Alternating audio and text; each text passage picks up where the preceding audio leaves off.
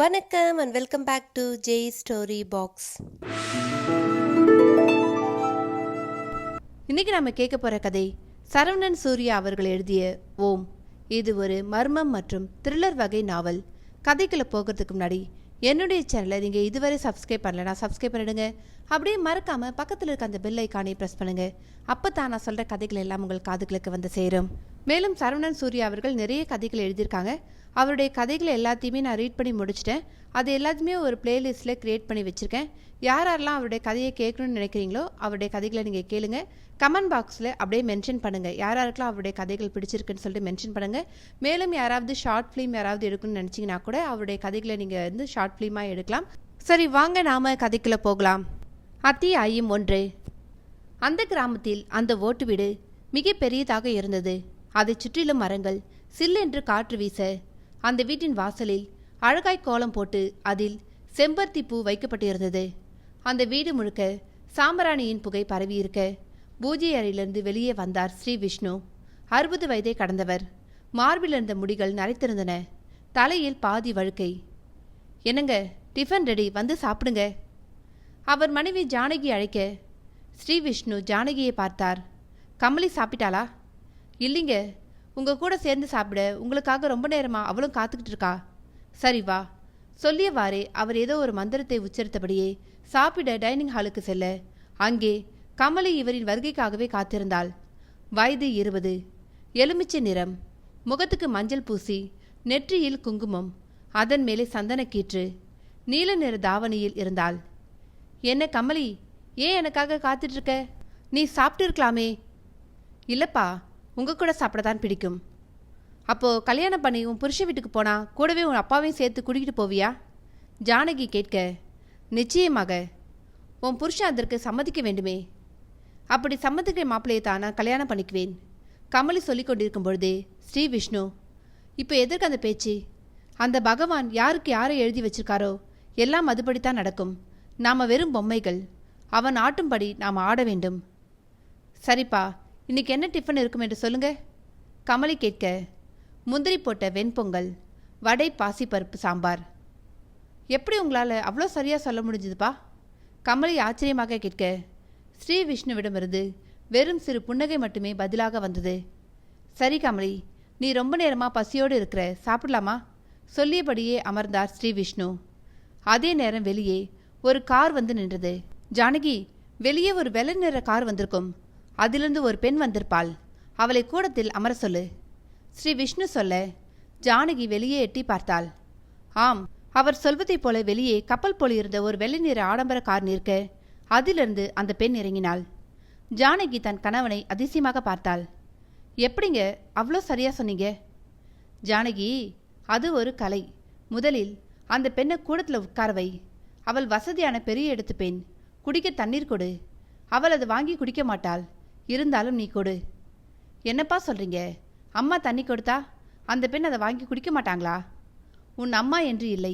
அந்த பெண்ணை விட வசதியில் குறைந்தவர்கள் யார் எது கொடுத்தாலும் தொடமாட்டாள். பணக்காரத்தனம். அப்போ எதுக்குப்பா அம்மாவை தண்ணீர் தர சொல்றீங்க? கமலி, வீட்டுக்கு யார் வந்தாலும் அவர்களை உபசரிக்க வேண்டியது நம்ம கடமை. அதை ஏற்பதும் ஏற்காததும் அவர்களுடைய விருப்பம். ஜானகி, தாமதிக்காதே.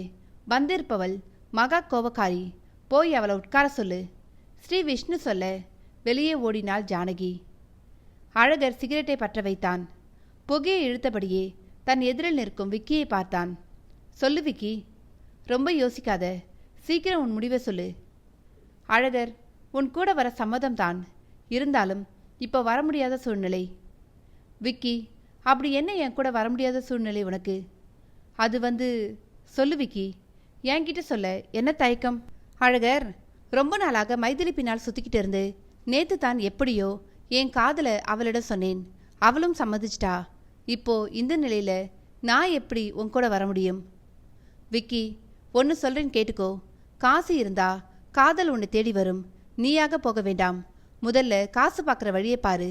அப்புறம் காதலும் கல்யாணம் பற்றி யோசனை பண்ணு. இல்லை அழகர், பணம் முக்கியம்தான், நான் மறுக்கவில்லை. இருந்தாலும் மனசுக்கு பிடிச்ச பெண் கிடைக்கும் பொழுது அதை ஏற்றுக்கொள்ள வேண்டும். அதுதான் புத்திசாலித்தனம். வாழ்க்கைக்கு பணம் மிக்க முக்கியம். பணம் இருந்து விருப்பமில்லாத யார் கூடவோ காலமெல்லாம் வாழ முடியாது. அப்போ நீ என் கூட வரமாட்ட. புரிஞ்சுக்க அழகர், இப்போ எனக்கு இருக்கிற சூழ்நிலை அந்த மாதிரி. ஒரு நாள் 2 நாள் இல்லை, கிட்டத்தட்ட 3 வருஷம் மைதிலியின் பின்னால் சுற்றியிருக்கேன். எப்படியோ நேற்று தைரியத்தை வரவழைச்சி என் காதலை சொல்லிட்டேன். அவள் என் காதலுக்கு சம்மதிச்சதே பெரிய சந்தோஷம். இந்த காதலை விட்டுட்டு உன் கூட அந்த காட்டில் எப்படி பல மாதங்கள் இருக்க முடியும்? விக்கி, இதுதான் உன் முடிவா? ஆமாம். சரி அழகர், நான் கிளம்புறேன், நேரமாகுது சொல்லிய விக்கி அவனிடமிருந்து விடைபெற்று கிளம்ப அழகர் சிகரெட்டை புகைத்தபடியே யோசனையில் ஆழ்ந்தான். கதவை தட்டும் சத்தம் கேட்டு திடுக்கிட்டு கண் விழித்தான் இளங்கோ. யாரது? கேட்டபடியே கதவை திறந்து வெளியே பார்க்க அங்கே அவன் நண்பன் வசந்த் நின்றிருந்தான். வசந்த், என்ன இந்த ராத்திரி நேரத்தில்? கேட்டுவிட்டு இளங்கோ வசந்தை பார்த்தான். வசந்த் ஏனோ பதட்டமாக காணப்பட்டான். முகமெல்லாம் வியர்த்திருந்தது. என்ன வசந்த், முகமெல்லாம் இப்படி வேர்த்திருக்கு? என்ன ஆச்சு? ஏன் பதட்டமாயிருக்க? இளங்கோ, நம்ம சங்கரை யாரோ பாலத்துக்கிட்ட அடிச்சு போட்டிருக்காங்க. உயிருக்கு போராடிக்கிட்டு இருக்கான். யாரு? நம்ம சங்கரையா? ஆமாம், கொஞ்சம் சீக்கிரமா வா. இளங்கோ அவசரமாக உள்ளே சென்று சட்டையை மாட்டிக்கொண்டு வெளியே வந்தான். அதற்குள் வசந்த் தன் ஹெமகாவை ஸ்டார்ட் செய்து தயாராக இருந்தான். இளங்கோ அமர்ந்ததும் வண்டி வேகம் எடுத்து பறந்தது. தெருவிளக்குகள் இல்லாமல் இருட்டாக இருந்தது.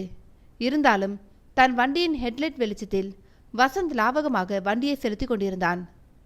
வசந்த், யார் சங்கரை தாக்கியது? வேற யாரு? எல்லாம் சாராவோட அண்ணனாகத்தான் இருக்கும்.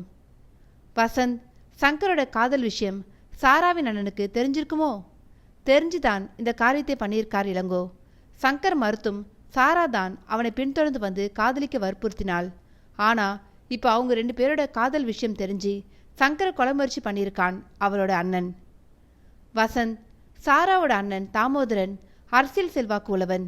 போலீஸ் அவனோட கைக்குள்ள தட்டி கேட்க யாரும் இல்லாத தைரியத்தில் தான் தாமோதரன் இப்படி ஆட்டம் போடுறான். வல்லவனுக்கு வல்லவன் இந்த உலகத்தில் உண்டு. அவனை அந்த கடவுள் பார்த்துக்குவாரு. இளங்கோ சொல்லி கொண்டிருக்கும் பொழுதே அந்த பாலம் வந்தது. வசந்த் வண்டியை நிறுத்தினான். வசந்த் இளங்கோவை அந்த பாலத்தின் கீழே அழைத்து போனான். அங்கே சங்கர் இரத்த காயங்களோடு உயிருக்கு போராடி கொண்டிருக்க வசந்தும் இளங்கோவும் அவனை மருத்துவமனையில் சேர்த்தனர். சாப்பிடத் தொடங்கிய ஸ்ரீ விஷ்ணுவை பார்த்தாள் கமலி. என்ன கமலி, என்ன அப்படி பார்க்குற? அப்பா, உங்களுக்கு எப்படி இந்த சக்தி வந்தது? எந்த சக்தி? யாரையும் பார்த்ததும் உடனே அவர்களை பற்றி எல்லா விஷயமும் சொல்கிறீங்களே, அந்த சக்தியை பற்றி கேட்டேன். இப்போ அதை விட ஒரு படி மேலே போய் பார்க்காமலேயே வெளியே வந்த காரோட நிறத்தை, அதிலிருந்து ஒரு பெண் தான் இறங்கியிருக்கிறாள் என்று, அவள் பணக்கார பெண், அம்மா தண்ணீர் கொடுத்தாலும் அதை வாங்கி குடிக்க மாட்டாள் என்று அடுத்தடுத்து நடக்கவிருப்பதை சொல்கிறீங்களே, அந்த சக்தியை பற்றி கேட்டேன். கமலி, என் வயசு என்ன சொல்லு பார்ப்போம்? 60. இந்த கலையை, அதான் நீ சொல்கிற அந்த சக்தியை அடைவதற்கு கிட்டத்தட்ட 30 வருஷங்கள் கடுமையான முயற்சிக்கு பிறகுதான் சாத்தியமானது. இது இன்னும் முழுமையாகவில்லை. கற்பது இன்னும் நிறைய இருக்கு. அவர் சொல்லிக் கொண்டிருக்கும் பொழுதே ஜானகி அந்த பெண்ணுக்கு குடிக்க கொண்டு போன தண்ணீர் சொம்போடு அதே வேகத்தில் அப்படியே திரும்பி வந்தாள். என்னம்மா, அந்த பெண் தண்ணீர் வாங்கவில்லையா? ஆமாம் கமலி, அப்பா சொன்னது போல் அந்த பெண் இந்த தண்ணீர் சொம்பை தொடவே இல்லை. நான் எவ்வளோ வற்புறுத்தியும் வாங்கவே மறுத்துட்டா. ஜானகி சொல்லிக் கொண்டிருக்க அதை காதில் வாங்காதவர் போல் சிற்றுண்டியை சுவைத்து கொண்டிருந்தார் ஸ்ரீ விஷ்ணு. கமலி பிரமிப்பில் ஆழ்ந்தாள். சங்கர் கொஞ்சம் கொஞ்சமாக பழையபடி தேறி இயல்பு நிலைக்கு திரும்பினான். இந்த இடைப்பட்ட நாட்களில் ஒரு நாள் கூட சாரா அவனை வந்து பார்க்கவில்லை. என்ன வசந்த், சாரா வந்து சங்கரை ஒரு வாட்டி கூட மருத்துவமனைக்கு வந்து பார்க்கவில்லை. உருகி உருகி காதலிச்சா? சாராவும் எல்லா பெண்களையும் போலத்தான் போல. இளங்கோ நொந்து போய் வசந்தை கேட்டான். அப்படி சொல்லாத இளங்கோ, நாம் இங்கே எப்படி பேசிக்கிறோம். ஆனால் அவளுக்கு அங்கே என்ன நிலைமையோ. சாராவை வெளியே விடாமல் கூட அவளோட அண்ணன் தடுத்திருக்கலாம். ரூமில் போட்டு பூட்டிட்டா அவளால் எப்படி வெளியே வர முடியும்? அல்லது அவளுக்கு வேறு இடத்துல கூட திருமணம் நிச்சயமாயிருக்கலாம். அவள் அண்ணனுக்கு இருக்கிற செல்வாக்குக்கு மாப்பிள்ளை பிடிக்கிறதா கஷ்டம். பாவம் சங்கர், அவனை நினைச்சாதான் ரொம்ப வருத்தமாக இருக்கு. தானுண்டு தன் வேலையுண்டு என்றிருந்தவனை சாரா விடாமல் அவனை பின்தொடர்ந்து வந்து அவனை காதலிக்க வச்சா. இதிலிருந்து அவன் எப்படி தேறி வருவானோ? இளங்கோ கவலையோடு சொல்ல வசந்தும் சோகத்தில் ஆழ்ந்தான். சில நாட்களுக்கு பிறகு வசந்த் ஓடோடி வந்து இளங்கோவிடம் அந்த அதிர்ச்சியான செய்தியை சொன்னான். வசந்த், நீ என்ன சொல்ற? அதிர்ச்சியாகி கேட்டான் இளங்கோ. ஆமா இளங்கோ, சாரா இறந்து விட்டாளாம். இப்பதான் அவளோட சிநேகிதியை பார்த்தேன். அவள் தான் இந்த விஷயத்தை என்னுடன் சொன்னாள். வசந்த், சாரா எப்படி இறந்தாளாம்? தற்கொலைத்தான். அவளோட அண்ணன் தாமோதரன் உங்க காதலை கைவிடவில்லை என்றால் சங்கரை கொலை செய்து விடுவதாக சாராவிடம் மிரட்டியிருக்கிறான். பயந்து போன சாரா அவளோட அறையில தூக்கு மாட்டிக்கிட்டு இறந்திருக்கிறாள். இது தெரியாத அவளோட அண்ணன் அன்னைக்கு ராத்திரி தான் நம்ம சங்கரை பாலத்து கீழே வச்சு தாக்கியிருக்கான். வீட்டுக்கு போய் பார்த்தா அவள் செத்து இருக்கிறாளாம். இது தெரியாமல் நாம சங்கரை பார்க்க வரவில்லை என்று சாராவை தவறாக புரிஞ்சுக்கிட்டோமே. சரி, அதை விடு. இப்போ இன்னொரு முக்கியமான விஷயம். என்ன வசந்த்? நம்ம சங்கருக்கு இந்த விஷயம் தெரிஞ்சால் நிச்சயம் அவன் தாங்க மாட்டான், உயிரே விட்டு விடுவான். ஆமா இளங்கோ, சாராவை அவன் அந்த அளவுக்கு உயிருக்கு உயிராக காதலித்தான் என்று நமக்கு தெரியும். இந்த விஷயம் எந்த காரணத்தை கொண்டும் அவனுக்கு தெரியாமல் பார்த்துக்க வேண்டும். சங்கரின் உயிரை காப்பது நமது கடமை. இருட்டு. தூரத்தில் தெரிந்தது அந்த பாலம். சங்கர் அந்த இருட்டில் சுற்றுமுற்றும் பார்த்தவாறே அந்த பாலத்தை நோக்கி நடந்தான். இன்னும் சற்று நேரத்தில் மழை கொட்டுவதற்கான குளிர்காற்று வந்து அவன் முகத்தில் அடித்தது. நடையில் சற்று வேகத்தை கூட்டி நடந்து அந்த பாலத்தை அடைந்தான். இப்பொழுது மீண்டும் ஒரு முறை சுற்றிலும் பார்த்துவிட்டு அந்த பாலத்தின் கீழே இறங்கினான். இருட்டு. அந்த இடம் எங்கும் இருட்டாக இருந்தது. சங்கரின் பார்வை அந்த இடத்தில் நின்றது. அங்கேதான் அவனை அடித்து போட்ட இடம். அந்த காலை பொழுது பரபரப்புடன் விழுந்தது. அந்த பாலத்தின் கீழே கூட்டம் கூடியிருக்க வசந்தும் இளங்கோவும் ஓட்டமாக ஓடி சென்று பார்த்தனர். அங்கே, அப்பா, அந்த பொண்ணோட பேர் என்ன? எதற்காக உங்களை பார்க்க வந்திருக்காங்க என்று சொல்ல முடியுமா? கமலி தன் தந்தையை பார்த்து கேட்க ஸ்ரீ விஷ்ணு கையை கழுவியபடியே அமைதியாக சொன்னார். அந்த பொண்ணோட பெயர் பூர்ணகலை. கணவனை இழந்தவள். பல 100 கோடி மதிப்பில் சொத்து இருக்கு. புத்தி சுவாதனம் இல்லாத நிலையில் அவளுக்கு ஒரு மகன் இருக்கிறான். சரிப்பா, அவங்க எதற்கு உங்களை தேடி வந்திருக்காங்க? காணாம போன கோவிலை தேடி. என்ன, காணாமல் போன கோவிலை தேடியா? ஆமா கமலி, பல 100 வருஷங்க முன்னாடி காணாமல் போன கோவிலை தேடி வந்திருக்காங்க. அப்பா, எந்த கோவில் அது? சிவன் கோவில். அது அடர்த்தியாக மரங்கள் நிறைந்த காடு, சுற்றிலும் மலைகள். நிறைமதி கையில் சுத்தமான பசும்பாலை எடுத்துக்கொண்டு மெல்ல அந்த மரங்களுக்கு மத்தியில் தன் குடிசை வீட்டை நோக்கி நடந்தாள். வளர்ந்து வளர்ந்து போன அந்த பாதையில் சற்று தூரம் நடந்தவள் ஓரிடத்தில் அப்படியே நின்றாள். தினமும் எப்படித்தான் அந்த இடத்தில் கொஞ்ச நேரம் நின்று விடுவாள். அந்த மரத்திலிருந்து அந்த சத்தம் கேட்கும். அந்த சத்தம் கேட்கவே இன்றும் அந்த இடத்தில் நின்று சத்தமில்லாமல் அந்த மரத்தின் அருகே சென்று அந்த வில்வ மரத்தின் மீது தன் காதுகளை வைத்து கூர்மையாக்கி கொண்டு கேட்டாள். அந்த சத்தம் இன்றும் கேட்டது. அந்த சத்தம் தன் காதில் கேட்டதும் பரவசமானாள் நிறைமதி. அந்த சத்தம் ஓம் ஓம் நமச்சிவாயா, ஓம் நமச்சிவாயா என்று ஒலிக்க நிறைமதி கண்களை மூடி அவளையும் அறியாமல் அந்த மந்திரத்தை உச்சரித்தாள். மரத்தின் உள்ளிருந்து எப்படி அந்த மந்திரம் ஒலிக்கிறது? தினமும் அவளுக்குள் இந்த கேள்வி எழும். அதுபோலத்தான் இன்றும் அவளுக்குள் அந்த கேள்வி எழுந்தது. குழப்பமாக இருந்தது நிறைமதிக்கு. அதே நேரம் தான் கொண்டு வந்த பால் சொம்பு தன் கை நழுவ அது கீழே விழாமல் அப்படியே அந்தரத்தில் மிதந்தது. நிறைமதி அதை ஆச்சரியமாக பார்த்தபடியே பிரமித்து போய் அதிர்ச்சியில் அப்படியே நின்றாள். அத்தியாயம் 2.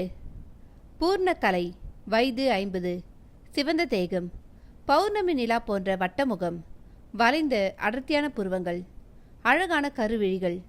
அந்த முகத்துக்கு அம்சமான மூக்கு, அதில் ஒரு பக்கம் ஒற்றைக்கல் வைர முக்குத்தி. அந்த முகத்துக்கே அழகு சேர்க்கும் விதமாக உதடுகள்.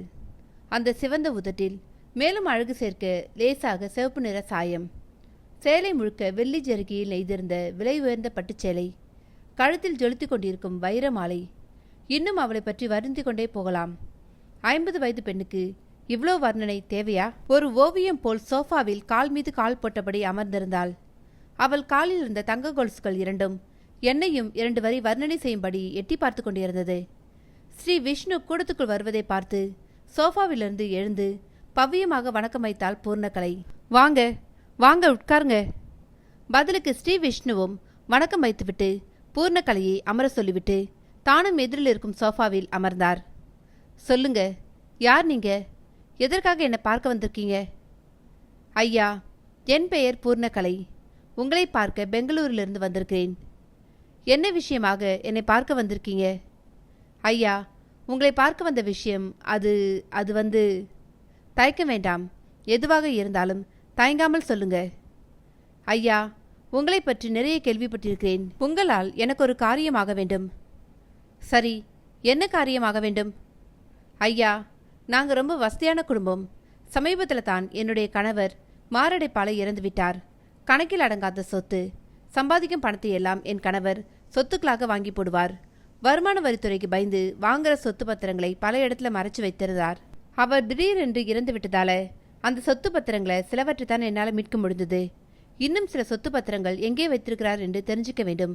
அதுக்கு நீங்க தான் உதவ வேண்டும். அமைதியாக சொல்லி முடித்தாள் பூர்ணகலை. அவள் சொல்லும் வரை அமைதியாக இருந்த ஸ்ரீ விஷ்ணு மெல்ல புன்னகைத்தார். ஐயா, ஏன் சிரிக்கிறீங்க? உங்க பேர் என்ன சொன்னீங்க? பூர்ணகலை. பூர்ணகலை, கொஞ்ச நேரம் முன்னாடி என்ன சொன்னீங்க? என்னை பற்றி நல்லா விசாரிச்சு விட்டு தானே இங்கே வந்திருப்பதாக சொன்னீங்க. அப்படி இருக்க என்கிட்டயே பொய் சொல்லலாமா? பொய்யா? ஆமாம். உங்ககிட்ட நான் பொய் சொல்ல வேண்டிய அவசியம் என்ன?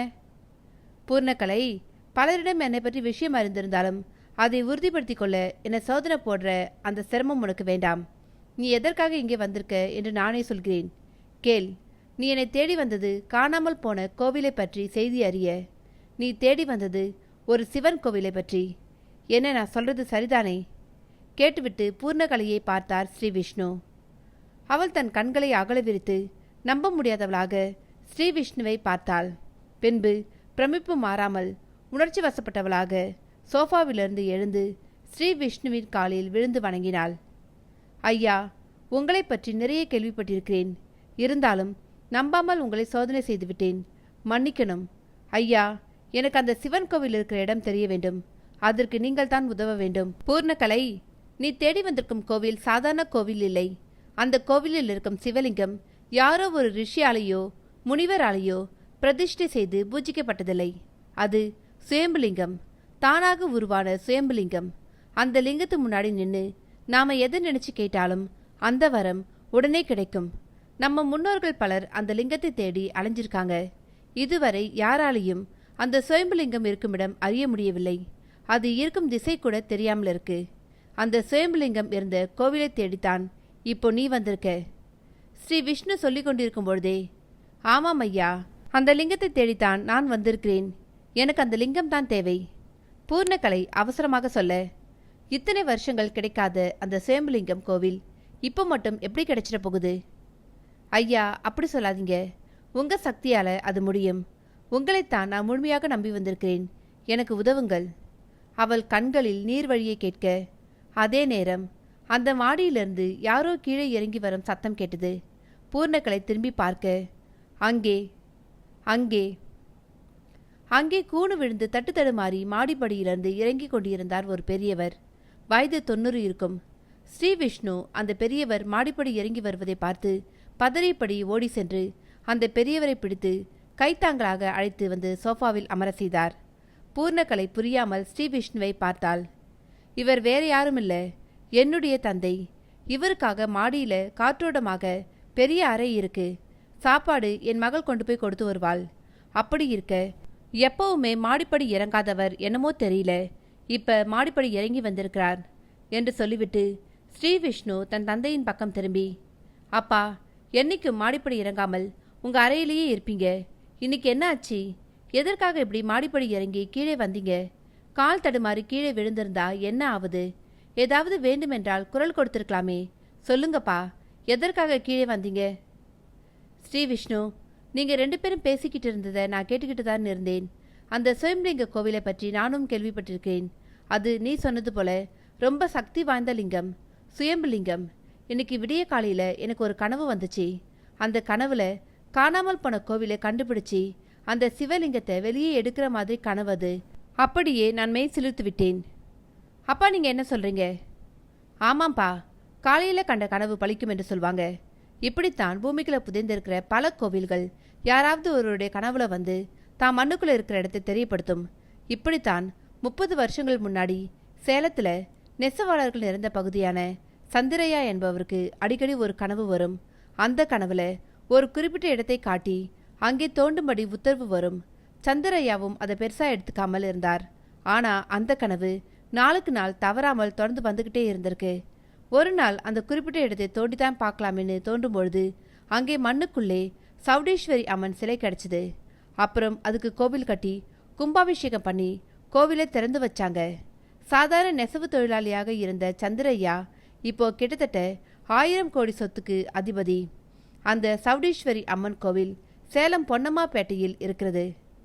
ஸ்ரீ விஷ்ணு, நமக்கு பணம் வேண்டாம், கடவுள் புண்ணியத்தில் நமக்கு தேவையான அளவுக்கு வசதி இருக்கு.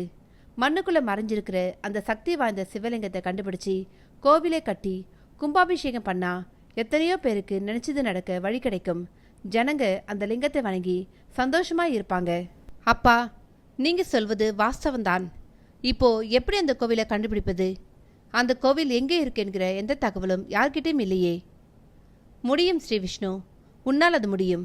உன்னிடம் இருக்கும் அந்த தனித்துவமான சக்தியெல்லாம் ஒன்று திரட்டி முயற்சி பண்ணிப்பாரு, கண்டிப்பாக முடியும். அந்த சிவலிங்கம் இருக்கும் இடம் உனக்கு தெரிய வரும். அப்பா, இதோ இங்கே இருக்கிற இந்த பெண் நம்ம வீட்டு வாசலில் காரில் வந்து இறங்கியதுமே அந்த பெண்ணை பற்றி அனைத்து விவரமும் என்னால் அறிய முடிந்தது உண்மை. இந்த பெண் வந்திருப்பது கோவிலை தேடி என்கிற விவரம் என்னுள்ளே எட்டியதும் நான் உடனே அந்த பெண் தேடி வந்த அந்த சிவன் கோவில் எங்கே உள்ளது என்று என் மனக்கண்ணில் தேடினேன். அப்பொழுதுதான் அந்த கோவில் ஏதோ ஒரு காட்டு மண்ணுக்கடியில் இருக்கிறதா என்னால் உணர முடிந்தது. ஆனா அந்த காடு எங்கே, எந்த இடத்தில் அந்த கோவில் மண்ணுக்குள்ளே புதைந்திருக்கு என்கிற எந்த தகவலும் எனக்கு எட்டவில்லை. நான் நிறைய முயற்சித்தும் அறிய முடியவில்லை.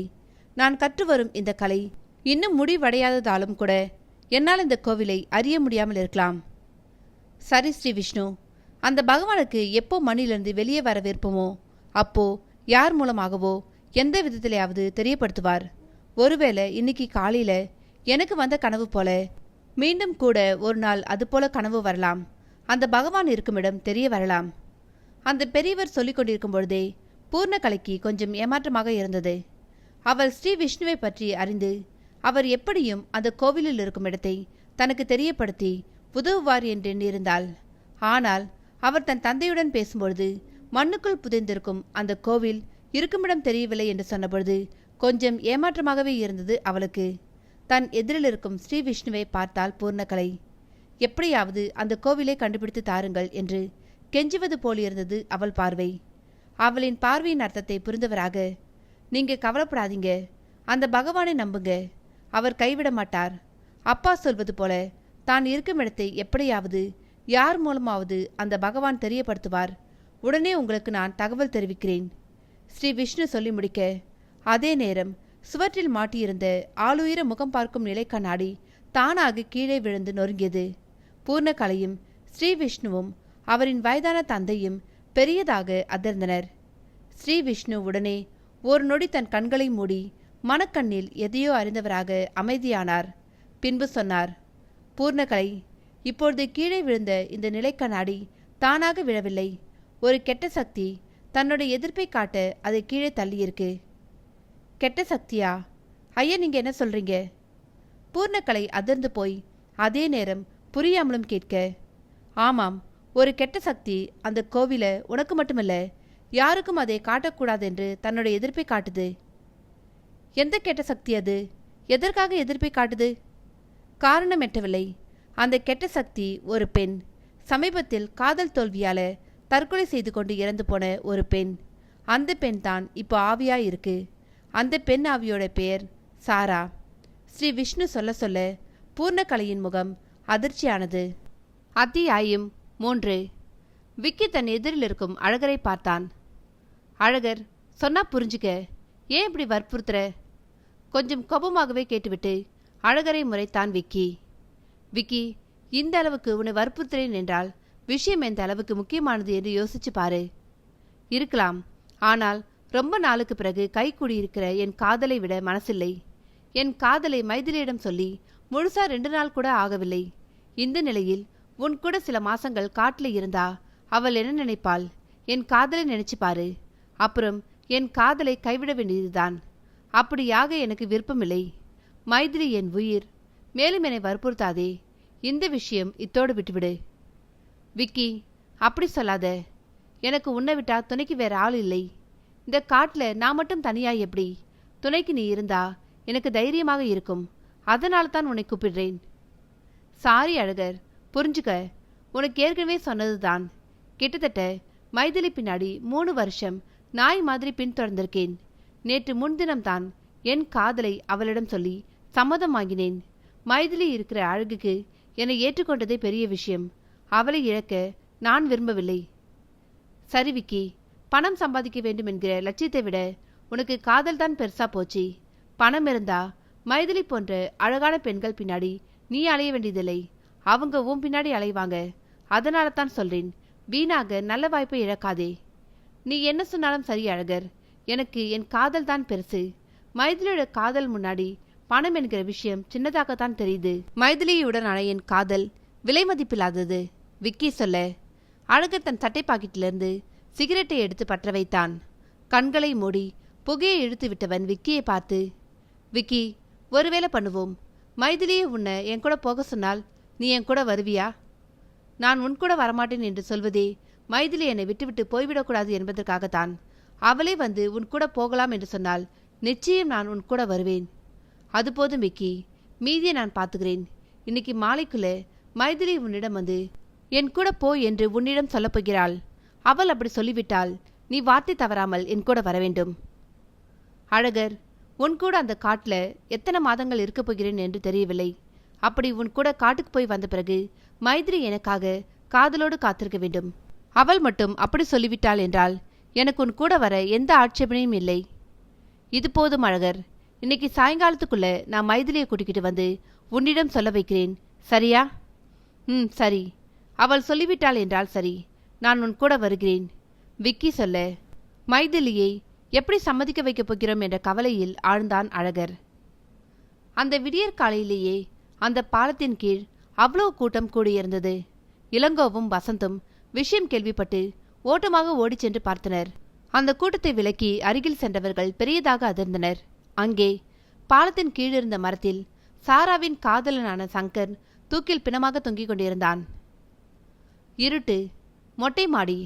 இளங்கோ தூக்கம் வராமல் தன் பக்கத்தில் படுத்திருக்கும் வசந்தை பார்த்தான். வசந்த், சங்கர் ஏன் இந்த முடிவை தெரிவித்தான்? அவனுக்கு சாரா இறந்த விஷயம் எப்படி தெரிந்தது?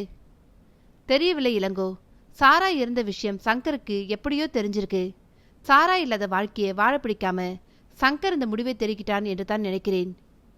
சாரா இறந்த அந்த விஷயம் சங்கருக்கு தெரியக்கூடாதென்று நம்ம பாதுகாப்பாக மூடி மறைச்சோம். அப்புறம் எப்படி தெரிஞ்சிருக்கும்? யார் மூலமோ சங்கருக்கு சாரா இறந்த விஷயம் தெரிஞ்சிருக்கு. வசந்த், இந்த உலகத்துல காதலிப்பது குற்றமா? இந்த காதலால 2 உசுறு போய்விட்டது. காதலிப்பது குற்றமில்லை இளங்கோ, தகுதியை பார்த்து காதலிக்க வேண்டும். எட்டாத உயரத்தில் இருந்த சாராவை சாதாரண நிலையில் இருக்கும் நம் சங்கர் காதலிச்சதுதான் இதற்கு காரணம். நம்ம சங்கர் எங்கே அவளை காதலிச்சான்? சாரா தானே நம்ம சங்கரை விடாமல் பின்தொடர்ந்து போய் அவனை காதலிக்க வைத்தாள். சங்கர் மேல என்ன தவறு? ஒரு தவறும் இல்லை. இல்லை இளங்கோ, தன் தகுதிக்கு மீறின இடத்திலிருந்து ஒரு பெண் காதலிக்கிறாள் என்றால் இவன் கொஞ்சம் யோசித்திருக்க வேண்டும். அந்த காதலை ஏற்றிருக்க கூடாது. அப்படி அந்த காதலை நிராகரித்திருந்தால் இந்த நிலை நம்ம சங்கருக்கு ஏற்பட்டிருக்காது, சாராவுக்கும் நடந்திருக்காது. அவர்களுடைய விதி அவ்வளவுதான் இளங்கோ. சாராவின் அண்ணன் இவர்களின் காதலை எதிர்க்காமல் இருந்தால் கூட அவர்கள் உயிரை இழந்திருக்க மாட்டார்கள். எல்லாம் சாராவின் அண்ணன் தாமோதரனால் தான் இவர்கள் தங்கள் உயிரை இழக்க வேண்டியதாகிவிட்டது. ஆமாம் இளங்கோ, எல்லாம் சாராவின் அண்ணனால்தான் இவர்களுக்கு இந்த நிலை. எல்லாம் அந்த கடவுள் பார்த்துக்குவார். சரி, நேரம் ஆகிவிட்டது, படுக்கலாமா? எப்படி தூக்கம் வரும் வசந்த்? துக்கம் நெஞ்சை அடைக்கிறது. நம்ம கூடவே ஒன்றாக பழகி ஒன்றாகவே இருந்த சங்கர் இப்போ நம்மோடு இல்லை. சொல்லிய இளங்கோவின் கண்கள் கலங்கியதை பார்த்த வசந்தும் தன் ஈரமான கண்களை கைக்குட்டையால் ஒற்றி எடுத்தான். அதே நேரம் அந்த இருட்டில் நிழல் போல் அந்த உருவம், சாராவின் உருவம், காற்றில் கலந்திருந்த அந்த உருவம் மெல்ல வெளிப்பட்டது. இதை அறியாத இளங்கோவும் வசந்தும் போர்வையை இழுத்து போர்த்தியபடி சங்கரின் நினைத்தபடியே உறக்கத்தை எதிர்பார்த்து கண்களை மூடினார்கள். மாலை வேளை. ஸ்ரீ விஷ்ணு கண்களை மூடி காயத்ரி மந்திரத்தை உச்சரித்துக் கொண்டிருந்தவரை அப்பா என்று அழைத்தபடியே அறையின் உள்ளே வந்தாள் கமலி. மெல்ல கண்களை திறந்து பார்த்தார் ஸ்ரீ விஷ்ணு. என்ன கமலி? அப்பா, உங்களை பார்க்க நம்ம ஊர் ஜமீன்தாரும் அவர் தம்பியும் வந்திருக்காங்க. நான் அவர்களை கூடத்தில் உட்கார சொல்லிட்டு வந்திருக்கேன். சரி, நீ கீழே போமா, நான் வரேன். ஸ்ரீ விஷ்ணு சொல்ல கமலி தலையாட்டியபடியே கீழே சென்றாள். ஸ்ரீ விஷ்ணு மீண்டும் கண்களை மூடி காயத்ரி மந்திரத்தை தொடர்ந்தார். நேரம் செல்ல செல்ல ஸ்ரீ விஷ்ணு தியானத்தை தொடர்ந்து கொண்டிருந்தார். இவ்வளோ நேரமாகியும் தன் தந்தை கீழே வராமல் இருப்பது கமலிக்கு ஏதோ செய்தது. போய் அப்பாவை மீண்டும் அழைக்கலாமா? ஜமீன்தாரும் அவர் தம்பியும் இப்படி நீண்ட நேரமாக காத்திருக்கிறார்களே. ஸ்ரீ விஷ்ணுவுக்கு எந்த விஷயமும் ஒருமுறை சொல்லிவிட்டால் போதும். மறந்திருப்பாரோ என்று திரும்ப வந்து நினைவுபடுத்தக்கூடாது. அவரின் இந்த தாமதத்திற்கும் ஏதாவது அர்த்தம் இருக்கும். அவரிடம் ஜமீன்தார் வந்திருப்பதை சொல்லியும் அவர் கீழே வராமல் தியானத்தில் இருக்கிறார் என்றால் விஷயம் இல்லாமல் இருக்குமா? இருந்தாலும் வந்திருப்பது ஜமீன்தார் ஆயிற்றே. கமலியால் இருக்க பிடிக்காமல் மெல்ல மாடிப்படிகள் ஏறி அந்த அறையை எட்டி பார்க்க, என்ன கமலி, நான் தான் கீழே வந்து அவர்களை பார்க்கிறேன் என்று சொன்னேனே, ஏன் மீண்டும் இங்கே வந்த? ஸ்ரீ விஷ்ணு தியானத்தில் இருந்தபடியே கண்களை கூட திறக்காமல் கேட்டது கமலியை திருக்கிட வைத்தது. அப்பா மன்னிச்சிடுங்க. ஜமீன்தாரும் அவர் தம்பியும் பதட்டமாக வந்து அமர்ந்திருப்பதை பார்த்தால் ஏதோ மிக முக்கியமான விஷயம் இருக்கும் போலிருக்கிறது. நீங்கள் வர தாமதமானதால் வந்து எட்டி பார்த்தேன். மன்னிச்சிடுங்கப்பா. சரி, நான் உடனே வந்து அவர்களை பார்ப்பதாக சொல்லு. ஸ்ரீ விஷ்ணு சொல்ல கமலி கீழே புள்ளிமானாக ஓடினாள். பின்பு கண்களை திறந்த ஸ்ரீ விஷ்ணு தன் எதிரில் இருக்கும் காயத்ரி தேவியின் சிலையை பார்த்தார். தட்டிலிருந்து பூக்களை அள்ளி எடுத்து அந்த சிலையின் மீது துவினார். எழுந்து சால்வியை மேலே போற்றிக்கொண்டு வெற்று மார்புடன் படியிறங்கி கீழே சென்றார். அதற்குள் அவர் மனைவி ஜானகி அவர்களுக்கு இனிப்பும் தேநீரும் கொடுத்து உபசரித்தாள். ஆனால் ஜமீன்தாரும் அவர் தம்பி சபரியும் அதை ஏற்கும் மனநிலையில் இருக்கவில்லை. கொஞ்சம் கவலையாக காணப்பட்டனர். ஸ்ரீ விஷ்ணு மாடிப்படி இறங்குவதை பார்த்து இருவரும் எழுந்து அவரை நமஸ்கரித்தனர். அவர்களை அமர சொல்லிவிட்டு தானும் அமர்ந்தார். சொல்லுங்க, என்ன விஷயமாக வந்திருக்கீங்க? ஸ்ரீ விஷ்ணு, நாங்கள் எதற்காக இங்கே வந்திருக்கிறோம் என்று உனக்கு தெரியும். அப்புறம் எதற்கு இப்படி கேட்குற? ஜமீன்தார் சொல்ல ஸ்ரீ விஷ்ணு மெல்ல புன்னகைத்தார். ஜமீன்தார் வேல்முருகனும் ஸ்ரீ விஷ்ணுவும் வயதில் ஒரே ஈடு. பள்ளிப்படிப்பு முடியும் வரை இருவரும் ஒன்றாக படித்தவர்கள். ஜமீன்தார் வேல்முருகன் மேற்படிப்புக்காக வெளியூர் சென்று படிக்க, ஸ்ரீ விஷ்ணு உள்ளூரிலிருந்து அரசாங்க கல்லூரியில் படித்தார். இருவரும் அடிக்கடி சந்தித்துக் கொள்ளும் நண்பர்கள்தான். ஆனால் இப்பொழுது சமீப காலமாக இருவரும் தங்களுடைய வேலையில் பிஸியாக இருப்பதால் எப்பொழுதாவது எங்காவது பார்த்தால் நலம் விசாரிப்பதோடு சரி. இன்று ஜமீன்தார் வேல்முருகன் ஸ்ரீ விஷ்ணுவை தேடி அவர் வீட்டுக்கே வந்திருக்கிறார். என்ன விஷயமாக இருக்கும்? கூடவே ஜமீன்தார் வேல்முருகன் தன் தம்பியையும் அழைத்து வந்திருப்பது புதிரை ஏற்படுத்தியது ஜானகிக்கு. ஸ்ரீ விஷ்ணு, உன்னதான் கேட்கிறேன். நாங்கள் எதற்காக இங்கே வந்திருக்கிறோம் என்கிற விஷயம் உனக்கு தெரிந்திருக்கும். இருந்தாலும் ஒன்றும் அறியாதவன் மாதிரி கேட்கிற. சரி, இருந்தாலும் சொல்றேன். எங்க அப்பா ரொம்ப முடியாம இருக்கார். சில நாட்களாக அவர் உடல்நிலை ரொம்பவே மோசமாய் இருக்கு. அவர் இருக்கும் நிலையை பார்த்தால் போன வாரமே அவர் உயிர் போய்விடும் என்று நினைத்தோம். ரொம்பவே அவஸ்தைப்படுகிறார். அவர் படும் அவஸ்தையை எங்களால் பார்க்க முடியவில்லை. எதற்காக அவர் உயிர் போகாமல் இவ்வளோ போராடுகிறார்? எதற்காக அவர் உயிர் போகாமல் இப்படி இழுத்துக்கிட்டு இருக்கு என்பது புரியவில்லை. அவரை இப்படி அவஸ்தைப்படுவதை பார்க்க சங்கடமாக இருக்கிறது. கண்களில் நீர் கசிய ஜமீன்தார் வேல்முருகன் சொல்ல, வேல்முருகன், சிலருக்கு இப்படித்தான் உயிர் போகாமல் ரொம்பவே அவஸ்தையை கொடுக்கும். அப்படி அவர்களுடைய உயிர் போகாமல் இருப்பதற்கு பல காரணங்கள் இருக்கு. அவர் மனசுல ஏதாவது ஆசை இருக்கலாம். யாரையாவது பார்க்க வேண்டும் என்கிற ஆசையில் கூட சிலரோட உயிர் போகாது, இப்படி இழுத்துக்கிட்டே இருக்கும். அந்த மாதிரி ஆசை ஏதாவது இருக்கா என்று உங்க அப்பாவை கேட்டு பார்க்கலாமே. கேட்டு பார்த்து விட்டோம் ஸ்ரீ விஷ்ணு. நாம கேட்பது அவரால் புரிஞ்சுக்க முடியுது. ஆனா அவரால் பேச முடியல. அவரோட உடம்புல எந்த அசைவும் இல்லாதால அவரால் சைகை கூட செய்ய முடியல. எப்படி அவர் மனசுல எந்த ஆசை இருக்குன்னு எங்களால் புரிஞ்சுக்க முடியும்? வேல்முருகன், அவர் ஜமீன் வம்சத்தில் வந்ததால இவ்வளோ சொத்து சுகத்தை விட்டு போக கூட மனசு இல்லாமல் இருக்கலாம். அதனால கூட இப்படி உயிர் போகாமல் இருக்க வாய்ப்பு இருக்கு. அப்படி கூட யோசிச்சு பார்த்துட்டோம். எங்க தோட்டத்தில் ஒரு வயசான கிழவி இருக்கு. அந்த கிழவி ஒரு யோசனை சொன்னாள். என்ன யோசனை அது?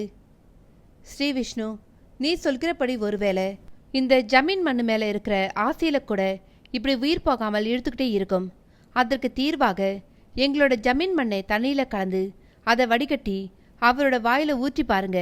மண்ணு மேலே ஆசை இருந்தா இப்படி செஞ்சா இழுத்துக்கிட்டு இருக்க உயிர் உடனே போய்விடும் என்று சொல்லி அந்த பாட்டியை எங்களுக்கு சொந்தமான வயலிலிருந்து ஒரு பிடி மண்ணை அள்ளி வந்து தண்ணியில் கரைச்சி வடிகட்டி எங்கள் அப்பாவோட வாயில ஊற்ற சொன்னாங்க. நாங்களும் அதை அவர் வாயில ஊற்றி கூட இன்னும் அந்த உயிர் எடுத்துக்கிட்டே தான் இருக்கு. அவர் படும் அவசியை பார்க்க பிடிக்கல. வேல்முருகன் சொல்லும் பொழுதே துக்கம் அவரின் தொண்டையை அடைத்தது.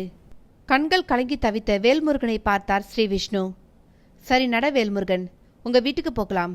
அங்கே உங்க அப்பாவை பார்த்து என்னால் முடிந்த உதவியை செய்கிறேன். ஸ்ரீ விஷ்ணு சொல்ல ஜமீன்தார் வேல்முருகனும் அவருடைய தம்பி சபரியும் ஸ்ரீ விஷ்ணுவை அழைத்து கொண்டு காரில் ஏறினார்கள். மெல்ல இருட்டத் தொடங்கிய அந்த நேரத்தில் இவர்களின் கார் ஜமீன் பங்களாவை நோக்கி பறந்தது. அந்த ஜமீன் பங்களா மிக பெரியதாக இருந்தது. காரை நிறுத்திய ஜமீன்தார் வேல்முருகன் ஸ்ரீ விஷ்ணுவை அழைத்து அந்த ஜமீன் பங்களாவுக்கு அழைத்து சென்றார். கூடவே வேல்முருகனின் தம்பி சபரி அவர்களை பின்தொடர்ந்தான். அந்த பங்களாவில் சுவற்றில் ஆங்காங்கே மான் தலைகளும் சில புலித்தலைகளும் இருக்க அவைகளை கடந்து உள்ளே இருந்த மாடிப்படிகளில் ஏறி இடதுபுறம் இருந்த அந்த அறையில் ஜமீன்தார் வேல்முருகன் நுழைய ஸ்ரீ விஷ்ணு அவரை பின்தொடர்ந்தார். அந்த அறை மிக பெரியதாக இருந்தது. காற்றோட்டமாக இருக்க சுற்றிலும் ஜன்னல்கள் வைக்கப்பட்டிருந்தது. அதில் ஏனோ ஒரு ஜன்னல் கூட திறக்காமல் மூடியிருந்தது. அந்த பெரியவரை கவனித்துக் கொள்ள எந்நேரமும் கூடவே 2 பெண் பணியாளர்கள் ஓரமாக நின்று இவர்களை வேடிக்கை பார்த்து கொண்டிருந்தனர். அந்த அறையின் நடுவில் பெரியதாக கட்டில் போடப்பட்டு அதில் வயதான அந்த பெரியவர் எலும்பும் தோலுமாக படுத்திருந்தார். கண்களை திறந்தபடியே விட்டத்தை பார்த்தபடியே இமைக்காமல் இருக்க ஸ்ரீ விஷ்ணு ஜமீன்தார் வேல்முருகனிடம் அந்த 2 பெண் பணியாளர்களை வெளியே இருக்கும்படி சொல்ல ஜமீன்தார் வேல்முருகனும் அந்த 2 பணிப்பெண்களையும் வெளியே இருக்கும்படி உத்தரவிட்டார். அவர்களும் ஒரு நொடி அங்கே நிற்காமல் வெளியே சென்று விட்டனர். கட்டிலில் படுத்த படுக்கையாக கிடக்கும் அந்த பெரியவரின் முன் போய் நின்றார் ஸ்ரீ விஷ்ணு. அந்த மங்கலான வெளிச்சத்தில் நிழல் போல் எதிரில் இருக்கும் ஸ்ரீ விஷ்ணுவை, தன்னை பார்க்க வந்திருக்கும் ஸ்ரீ விஷ்ணுவை உற்று பார்த்த அந்த பெரியவர் அசையாமல் பல நாட்களாக கட்டிலில் கிடந்த அந்த பெரியவர் திருக்கிட்டு உள்ளுக்குள் பெரியதாக திருக்கிட்டு வியர்க்கத் தொடங்கினார்.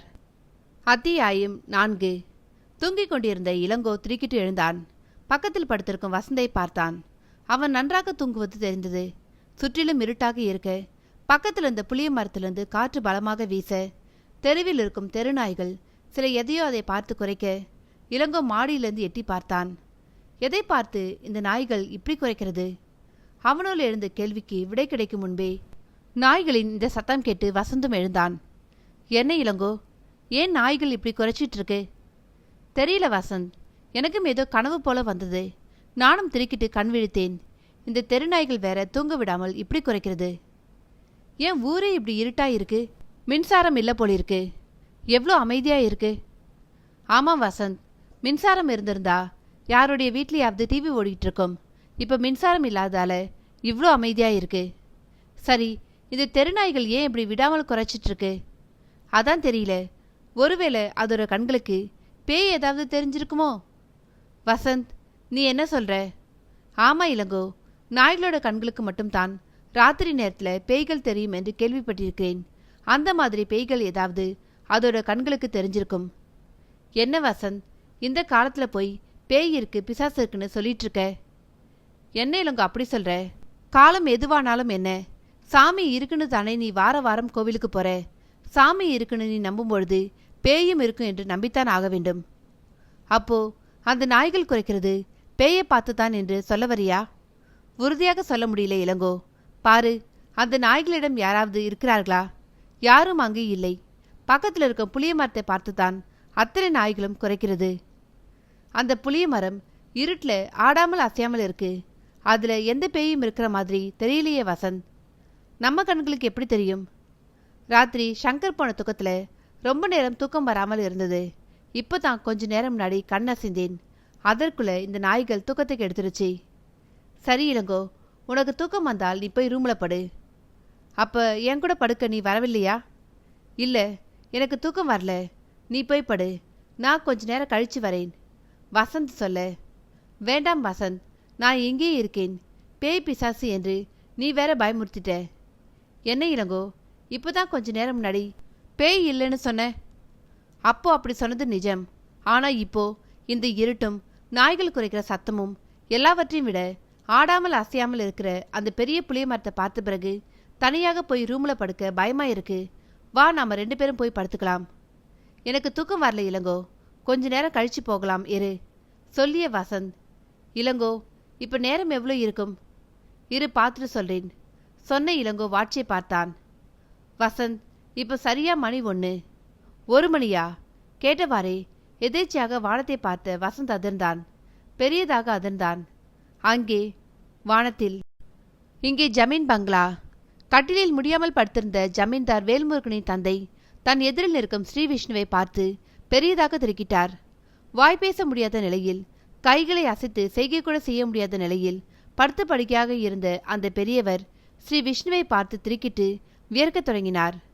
ஸ்ரீ விஷ்ணுவை பற்றி நன்கு அறிந்தவர் அவர். தன் மனதில் என்ன இருக்கும் என்பதை நொடிப்பொழுதில் அறிந்து அம்பலப்படுத்தி விடுவான். தன் உயிர் போகாமல் இழுத்து கொண்டிருக்க தன் மனதில் கடைசி ஆசை ஏதாவது இருக்கலாமோ என்று அந்த பெரியவரின் மூத்த மகனான ஜமீன்தார் வேல்முருகனும் இளைய மகனான சபரியும் அவரிடம் வந்து அடிக்கடி நலம் விசாரித்துவிட்டு மனதில் ஏதாவது ஆசை இருந்தால் சொல்லும்படி வற்புறுத்தியும் அவர் மௌனம் காத்தார். அப்படி மௌனம் காத்த அந்த பெரியவர் இப்பொழுது யார் மனதையும் நொடிப்பொழுதில் படிக்கும் ஸ்ரீ விஷ்ணு இப்பொழுது தன் முன்னால் நின்று தன் மனதில் இருப்பதை அறிய அழைத்து வந்திருக்கும் தன் மூத்த மகன் ஜமீன்தார் வேல்முருகனையும் இளைய மகன் சபரியையும் நினைத்து கோபம் கொண்டார். ஸ்ரீ விஷ்ணு தன் மனதை அறியும் முன் ஸ்ரீ விஷ்ணுவை திசை திருப்ப தான் உடனே தன் மனதில் வேறு ஏதாவது நினைக்க வேண்டும். இல்லை என்றால் தன் மானம் போய்விடும். நினைத்த அந்த பெரியவர் உடனே தன் எண்ணத்தை மாற்ற முயன்றார். அதுபோக தான் ஸ்ரீ விஷ்ணுவை பார்த்து திடுக்கிட்டு பயந்ததை கொஞ்சம் கூட வெளிக்காட்டாமல் இருக்க முயன்றார். அதற்குள் ஸ்ரீ விஷ்ணு குபீர் என்று சிரித்தார். அவரின் இந்த சிரிப்புக்கு காரணம் புரியாமல் ஜமீன்தார் வேல்முருகனும் அவர் தம்பி சபரியும் புரியாமல் அவரை பார்த்தனர். ஏனோ கட்டிலில் படுத்திருக்கும் அந்த பெரியவர் முழித்தார். ஸ்ரீ விஷ்ணு தன் சிரிப்பை அடக்க முயன்று தோற்றவராக தன் பக்கத்தில் இருக்கும் ஜமீன்தார் வேல்முருகனை பார்த்தார். விக்கி தன் எதிரில் இருக்கும் அழகரை பார்த்தான். என்ன விக்கி அப்படி பார்க்குற? அழகர், உன்னை பார்த்தால் பிரமிப்பாக இருக்கு. பிரமிப்பா? என்ன பார்த்தா? ஆமா அழகர், உன்னை பார்த்துதான். நான் மைதிலியோட சம்மதம் தான் கேட்டேன். நீ என்னடா என்றால் மைதிலியையும் கூடவே வரவழைச்சிட்ட. என்னால் நம்பவே முடியல. உன் கூட வர நானே தங்கிய பொழுது மைதிலியை எப்படி காட்டுக்கு நம்மோடு வர சம்மதிக்க வச்ச? அதான் பிரமிப்பாக இருக்கு. எப்படி உன்னால முடிஞ்சுது? எதை சொல்லி அவளை சம்மதிக்க வச்ச? விக்கி கேட்க, உண்மையே சொன்னேன் என்று அழகர் ரஜினி ஸ்டைலில் சொல்லிவிட்டு, விக்கி, உன்னிடம் பலமுறை கேட்டு பார்த்துட்டேன். ஆனா நீ உன் காதலை மைதிலி சொன்னால் தான் வருவேன் என்று சொல்லிட்ட. ஆனா நான் உன் காதலை மைதிலியே நம்மோடு வரவழைச்சிட்டேன். அதான் எப்படி? மைதிலி எப்படி நம்மோடு வர சம்மதிச்சா? விக்கி, யாருக்கும் அவர்களை சம்மதிக்க வைக்க முதலில் ஆசையை தூண்ட வேண்டும். நானும் அப்படித்தான் மைதிலியிடம் ஆசை வார்த்தையை சொன்னேன். உடனே அவளும் வர சம்மதிச்சிட்டா. என்னால் மறுக்க முடியல. அழகர், நாம காட்டுக்கு போனால் எப்படியும் திரும்பி வர 3 மாசமாவது ஆகும். எப்படி மைதிலி நம்மோட அந்த காட்டில் இருக்க போகிறாளோ? விக்கி, இந்த காலத்து பெண்கள் ஆண்களை விட துணிந்தவர்களாகத்தான் இருக்கிறார்கள். மைதிலியை பற்றி கவலை வேண்டாம். பாதுகாப்புக்கு நாம 2 பேர் இருக்கிறோம். அழகர், நான் அதற்கு சொல்லவில்லை. நாம காடு மலை என்று பகல் இரவு என்று பார்க்காமல் சுற்றப்போகிறோம். மைதிலிக்கு அது சிரமமாக இருக்காதா? இருக்கும். ஆனா கிடைக்க போற பணத்தை நினைச்சு பாரு. நம்முடைய வாழ்நாள்ல அவ்வளோ பணத்தை சம்பாதிக்க முடியுமா? நமக்கு கிடைக்க போற பணத்துல அவளுக்கும் ஒரு பங்கு என்று சொன்னதும் அவளும் நம்மோடு வர சம்மதிச்சிட்டா. விக்கி, மைதிலி வருவது உனக்கும் சம்மதம் தானே? சம்மதம்தான். ஆனா நாம போறது ஆபத்து நிறைஞ்ச பகுதி. அவளுக்கு ஒன்றும் ஆகிவிடக்கூடாது. அதுதான் என் கவலை. விக்கி, நான் தான் சொன்னேனே, துணைக்கு நாம 2 பேரும் இருக்கிறோம். நம்மை மீறி அவளுக்கு எந்த ஆபத்து வந்துவிடும்? நீ கவலையை விட்டுட்டு ராத்திரிக்கு கிளம்ப தயாராகு. அழகர், நான் உன்னிடம் கேட்க வேண்டும் என்று நினைத்தேன். நாம எதை தேடி அந்த காட்டுக்கு போக போறோம்? விக்கி, இன்னும் எனக்கு அந்த தகவல் வரவில்லை. சஸ்பென்ஸாகவே இருக்கு. இன்னைக்கு ராத்திரி தெரியும். அழகர் சொல்லிவிட்டு தன் பாக்கெட்டில் இருந்த சிகரெட்டை பற்ற வைத்தான். ஜமீன் பங்களா. பணிப்பெண்களை உள்ளே போக சொல்லிவிட்டு அந்த அறையிலிருந்து வெளியே வந்தார் ஸ்ரீ விஷ்ணு. கூடவே அவரை தொடர்ந்து ஜமீன்தார் வேல்முருகனும் அவர் தம்பி சபரியும் வந்தனர். அந்த பெரிய குடத்தில் போடப்பட்டிருந்த விலை உயர்ந்த சோஃபாவில் ஸ்ரீ விஷ்ணுவை அமர சொல்லிவிட்டு அவர் எதிரில் ஜமீன்தார் வேல்முருகனும் அமர்ந்தார். சபரி அங்கிருந்த பணியாளரிடம் பழச்சாறு கொண்டு வரும்படி சொல்லிவிட்டு அவனும் அங்கே அமர்ந்தான். சில நிமிடங்களில் 3 வெள்ளி டம்ளரில் பழச்சாற்றை கொண்டு வந்த பணியால் பவ்யமாக அவர்களிடம் கொடுத்துவிட்டு அதே பவ்யத்துடன் திரும்பி சென்றான். சபரி ஒரு டம்ளரை எடுத்து ஸ்ரீ விஷ்ணுவிடம் கொடுத்துவிட்டு தானும் எடுத்துக்கொண்டான். ஜமீன்தார் வேல்முருகன் ஸ்ரீ விஷ்ணு மெல்ல பருகி முடிக்கும் வரை பொறுமையாக இருந்து பின்பு கேட்டார். ஸ்ரீ விஷ்ணு, எங்க அப்பா உன்னை பார்த்ததும் ஏன் வேர்க்க தொடங்கினார்? அவர் மனசுல என்ன இருக்கு? ஏன் நீ அவரை பார்த்ததும் சிரிச்சிட்ட? வேல்முருகன், அந்த விஷயத்த, அதான் உங்க அப்பா மனசுல இருக்கிற அந்த விஷயத்த வெளியே சொல்லாமல் இருப்பது தான் நல்லது என்று நினைக்கிறேன். கேட்டால் நீங்க வருத்தப்படுவீங்க. வேல்முருகன், நீ சொல்லாமல் இருந்தாலும் எனக்கு வருத்தம் உண்டாகத்தானே செய்யும். அது எந்த விஷயமாக இருந்தாலும் பரவாயில்லை, நீ தாராளமாக சொல்லு. வேறு வழியில்லை வேல்முருகன், சொல்லித்தான் ஆக வேண்டும். பல நாட்களாக இழுத்து கொண்டிருக்கிற உங்க அப்பாவின் உயிர் பிரிய வேண்டுமே, அதற்காகவாவது இந்த உண்மையை உங்களிடம் சொல்ல வேண்டிய கட்டாயம் எனக்கு இருக்கு. சொல்லிய ஸ்ரீ விஷ்ணு சுற்றிலும் ஒருமுறை பார்த்து கொண்டார். யாருமில்லை என்பதை அறிந்து, வேல்முருகன், உங்க இந்த பங்களாவில் சீதா என்கிற பெண் இருந்ததாக நினைவிருக்கா? சீதா என்கிற பெண்ணா? ஆம், சரிதான். ரொம்ப வருஷங்கள் முன்னாடி சீதா என்கிற பெண் இந்த பங்களாவில் வேலை பார்த்ததாக நினைவு. சீதா என்கிற பெயரை உபயோகப்படுத்தி எங்க அப்பாவுக்கும் எங்க அம்மாவுக்கும் அடிக்கடி சண்டை வந்திருக்கு. எனக்கு சின்ன வயசு என்பதால அவர்களுடைய சண்டைக்கு காரணம் புரியல. ஆனா சீதா என்கிற பெயரை உபயோகப்படுத்தி தான் அந்த சண்டையே இருக்கும். சரி விஷ்ணு, அந்த பெண்ணை பற்றி இப்ப எதற்கு கேட்குற? காரணமாத்தான். என்ன காரணம்? வேல்முருகன், அந்த சீதா என்கிற பெண்ணுக்கும் உங்க அப்பாவுக்கும் ஒரு காலத்துல கள்ள உறவு இருந்திருக்கு. ஓஹோ, எங்க அப்பாவுக்கும் எங்க அம்மாவுக்கும் அடிக்கடி சண்டை வந்த காரணம் இப்பதான் புரியுது. வேல்முருகன், அந்த சீதா என்கிற பெண்ணை பார்க்கத்தான் இப்போ உங்க அப்பாவின் மனசு தவிக்குது. உங்க அம்மா இறந்த வரை அந்த பெண்ணை பார்க்க முடியல. உங்க அம்மா இறந்த பிறகு உங்க அப்பாவிற்கு உடல்நல முடியல. அது இது நாள் வரை ஏக்கமாக உங்க அப்பாவின் மனசுல இருந்திருக்கு. உங்களிடமும் சொல்ல முடியாமல் தவித்திருக்கிறார். இப்போ அந்த பொண்ணை பார்த்தால் உங்க அப்பாவின் உயிர் பிரியலாம். ஸ்ரீ விஷ்ணு, இப்போ அந்த பெண்ணை எங்கே என்று தேடுவது? ஜமீன்தார் வேல்முருகன் கேட்க, ஸ்ரீ விஷ்ணு மெல்ல தன் கண்களை மூடிக்கொண்டு 2 நிமிடம் ஏதோ சிந்தனை செய்தவராக இருந்தார். பின் சிறிது நேரம் கழித்து, பூஞ்சலை கிராமத்துக்கு போ. பிள்ளையார் கோவில் குளக்கரையிலிருந்து வலது பக்கமாக போ. அங்கே 3வது வீடு அந்த பெண்ணுடையது. ஸ்ரீ விஷ்ணுவை பிரமிப்பாக பார்த்தார் ஜமீன்தார் வேல்முருகன். பின்பு தன் தம்பி சபரியை பார்க்க அந்த பெண்ணை அழைத்து வர அவன் தயாராக நின்றிருந்தான். அண்ணா, நான் போய் அந்த பெண்ணை அழைத்து வரேன். சபரி, ஒரு நிமிஷம். ஸ்ரீ விஷ்ணு அழைக்க சபரி நின்றான். அந்த பெண்ணை அழைத்து வரும்பொழுது அவளின் பேரன் எதற்கு என்று காரணம் கேட்பான். நீ என்ன பதில் சொல்ல போற? காரணம்? என்ன காரணம் சொல்வது? சபரி, அந்த பெண்ணின் பேரன் முரடன். காரணம் இல்லாமல் அனுப்ப மாட்டான். நீ என்ன சொல்லி அந்த பெண்ணை அழைத்து வரப்போற? தெரியவில்லை. நான் சொல்வது போல் சொல்லு. ஜமீன் பங்களாவில் வேலை பார்த்த முதியவர்களுக்கு 10,000 ரொக்கம் இனாமாக தருவதாக சொல்லி அழைத்து வா. அப்படி சொன்னால் அவள் பேரன் அவளை அனுப்ப சம்மதிப்பானா? நிச்சயமாக. ஸ்ரீ விஷ்ணு உறுதிப்பட கூற சபரி கிளம்பினான். அவன் போகும் வரை அமைதியாக இருந்த ஜமீன்தார் வேல்முருகன் ஸ்ரீ விஷ்ணுவை பார்த்தார். ஸ்ரீ விஷ்ணு, இந்த சக்தி உனக்கு எப்படி கிடைச்சது? நடக்கப் போவது கூட சொல்ற? அது கடவுள் கொடுத்த வரம் எனக்கு. ஸ்ரீ விஷ்ணு, உன்னிடம் ஒன்றை கேட்கலாமா? தாராளமாக கேள் வேல்முருகன். நீ கூட அதை பற்றி கேள்விப்பட்டிருப்ப.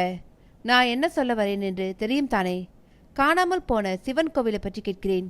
அந்த கோவிலில் இருக்கிற சுயம்பலிங்கம் முன்னாடி நின்று நாம எதை கேட்டாலும், அதாவது அந்த சுயம்பலிங்கம் முன்னாடி நின்று எந்த வரத்தை கேட்டாலும் உடனே அந்த வரம் கொடுக்குமாமே, அந்த கோவிலை பற்றி கேட்கிறேன். உன் ஞான திருஷ்டியால அந்த கோவில் எங்கே இருக்கு என்று கண்டுபிடிக்க முடியாதா? வேல்முருகன், இப்ப கொஞ்ச நாட்களாகவே அந்த காணாமல் போன கோவிலை பற்றி நிறைய பேர் என்னிடம் விசாரிப்பதை அறிகிறேன். அந்த காணாமல் போன கோவில் இப்போ எதற்காக நிறைய பேர் தெரிவிட்டு இருக்காங்க. கேட்கிற வரம் கொடுக்கிற சாமிதான். அது எப்படி காணாம போச்சுன்னு எனக்கு தெரியல. நமக்கு முன்னிருந்த பல தலைமுறை அந்த கோவிலை தேடி கண்டுபிடிக்க முடியாமல் ஏமாற்றம் அடைஞ்சிருக்காங்க. அந்த கோவில் இருக்கிற இடத்த என் சக்தியால அறிய முடியல. ஆனா இப்போ அந்த கோவிலை நிறைய பேர் தேடுவது புதிராக இருக்கு. அந்த கோவில் பற்றி பல பேருக்கு தெரிஞ்சிருக்கு.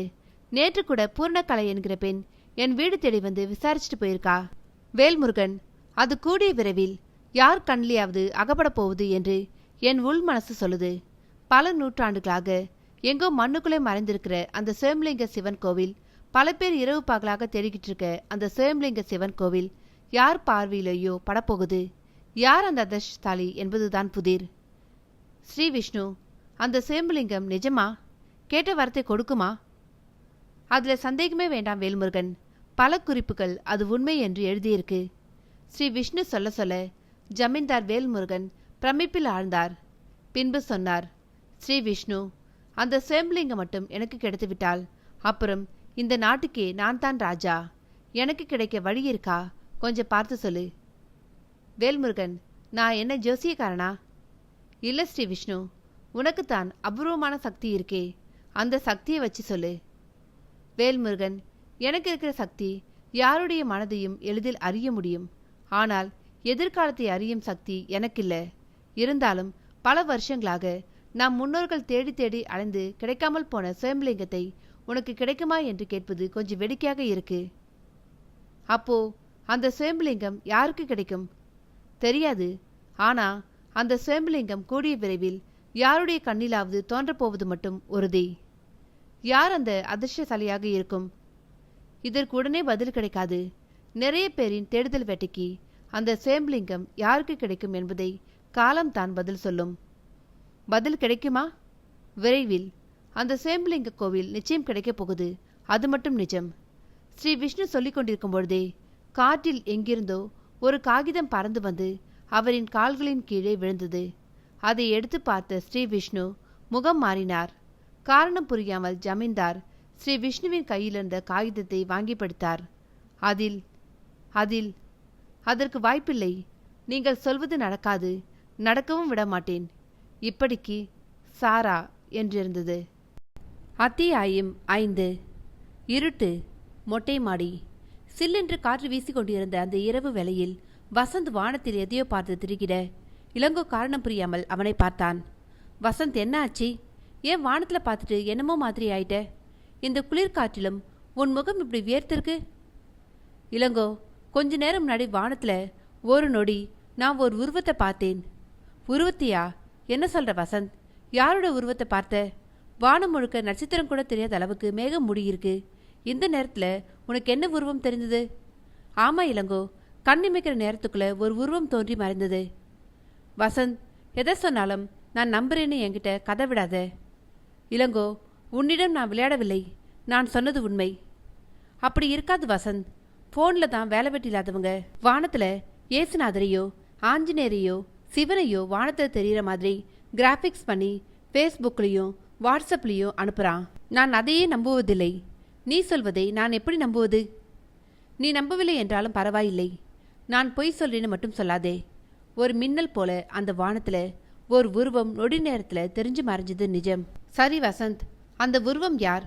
அந்த உருவத்தில் தெரிஞ்ச உருவம் யாருடையது? அந்த உருவத்தை நீயும் பார்த்துருக்க இளங்கோ. உனக்கும் தெரிஞ்ச உருவம் தான் அது. என்ன, எனக்கு தெரிஞ்ச உருவமா? ஆமாம், உனக்கும் அந்த உருவம் யாருன்னு சொன்னா நல்லா தெரியும். நல்லா தெரியுமா? யாரு? நம்ம சங்கருடையது அந்த உருவம்? இல்லை, பின்ன யாருடைய முகம்? இளங்கோ கேட்டுவிட்டு வசந்தை ஆர்வமாக பார்க்க, சங்கருடைய காதலி சாராவோடது. வசந்த் சொல்ல இளங்கோவின் முகம் இருண்டது. ஸ்ரீ விஷ்ணுவின் ஒற்றை மாடி ஓட்டு வீடு. மாடிப்படிகளிலிருந்து ஸ்ரீ விஷ்ணுவின் கூணு விழுந்த தந்தை படிகளில் இறங்கி பதட்டமாக கீழே இறங்கி வர ஸ்ரீ விஷ்ணு பதறினார். ஓட்டமாக ஓடி சென்று அவரை தாங்கி பிடித்தார். அப்பா, உங்களுக்கு என்ன வேண்டும்? ஏதாவது வேண்டுமென்றால் குரல் கொடுங்கள் என்று சொல்லியிருக்கிறேனே, அப்புறம் எதற்காக இப்படி மாடிப்படிகளிலிருந்து இறங்கி வருகிறீர்கள்? ஸ்ரீ விஷ்ணு படபடப்பு குறையாமல் கேட்க, கூணு விழுந்த அந்த வயதான பெரியவர் ஸ்ரீ விஷ்ணுவை பார்த்தார். ஸ்ரீ விஷ்ணு, கொஞ்ச நேரம் முன்னாடி எனக்கு ஒரு கனவு வந்தது. அதில் அப்பா, முதல்ல வந்து உட்காருங்க. படபடப்பு குறைய கொஞ்சம் தண்ணி குடிங்க சொல்லிய ஸ்ரீ விஷ்ணு அவரை அழைத்து போய் சோஃபாவில் அமர்த்திவிட்டு பக்கத்தில் இருக்கும் அறையை பார்த்தவாறே, கமலி, தாத்தாவுக்கு குடிக்க தண்ணீர் கொண்டு வா. நொடி பொழுதில் தண்ணீர் கொண்டு வந்து கொடுத்துவிட்டு அவள் தன் தாத்தாவை அதிசயமாக பார்த்து நின்றாள். அப்பா, தாத்தாவுக்கு என்ன ஆச்சு? ஏன் இப்படி 2 நாளாக கீழே இறங்கி வரார்? ஏதாவது வேண்டுமென்றால் குரல் கொடுப்பாரே, கீழே இறங்கி வரமாட்டாரே. இப்போ 2 நாளாக என்ன ஆனது?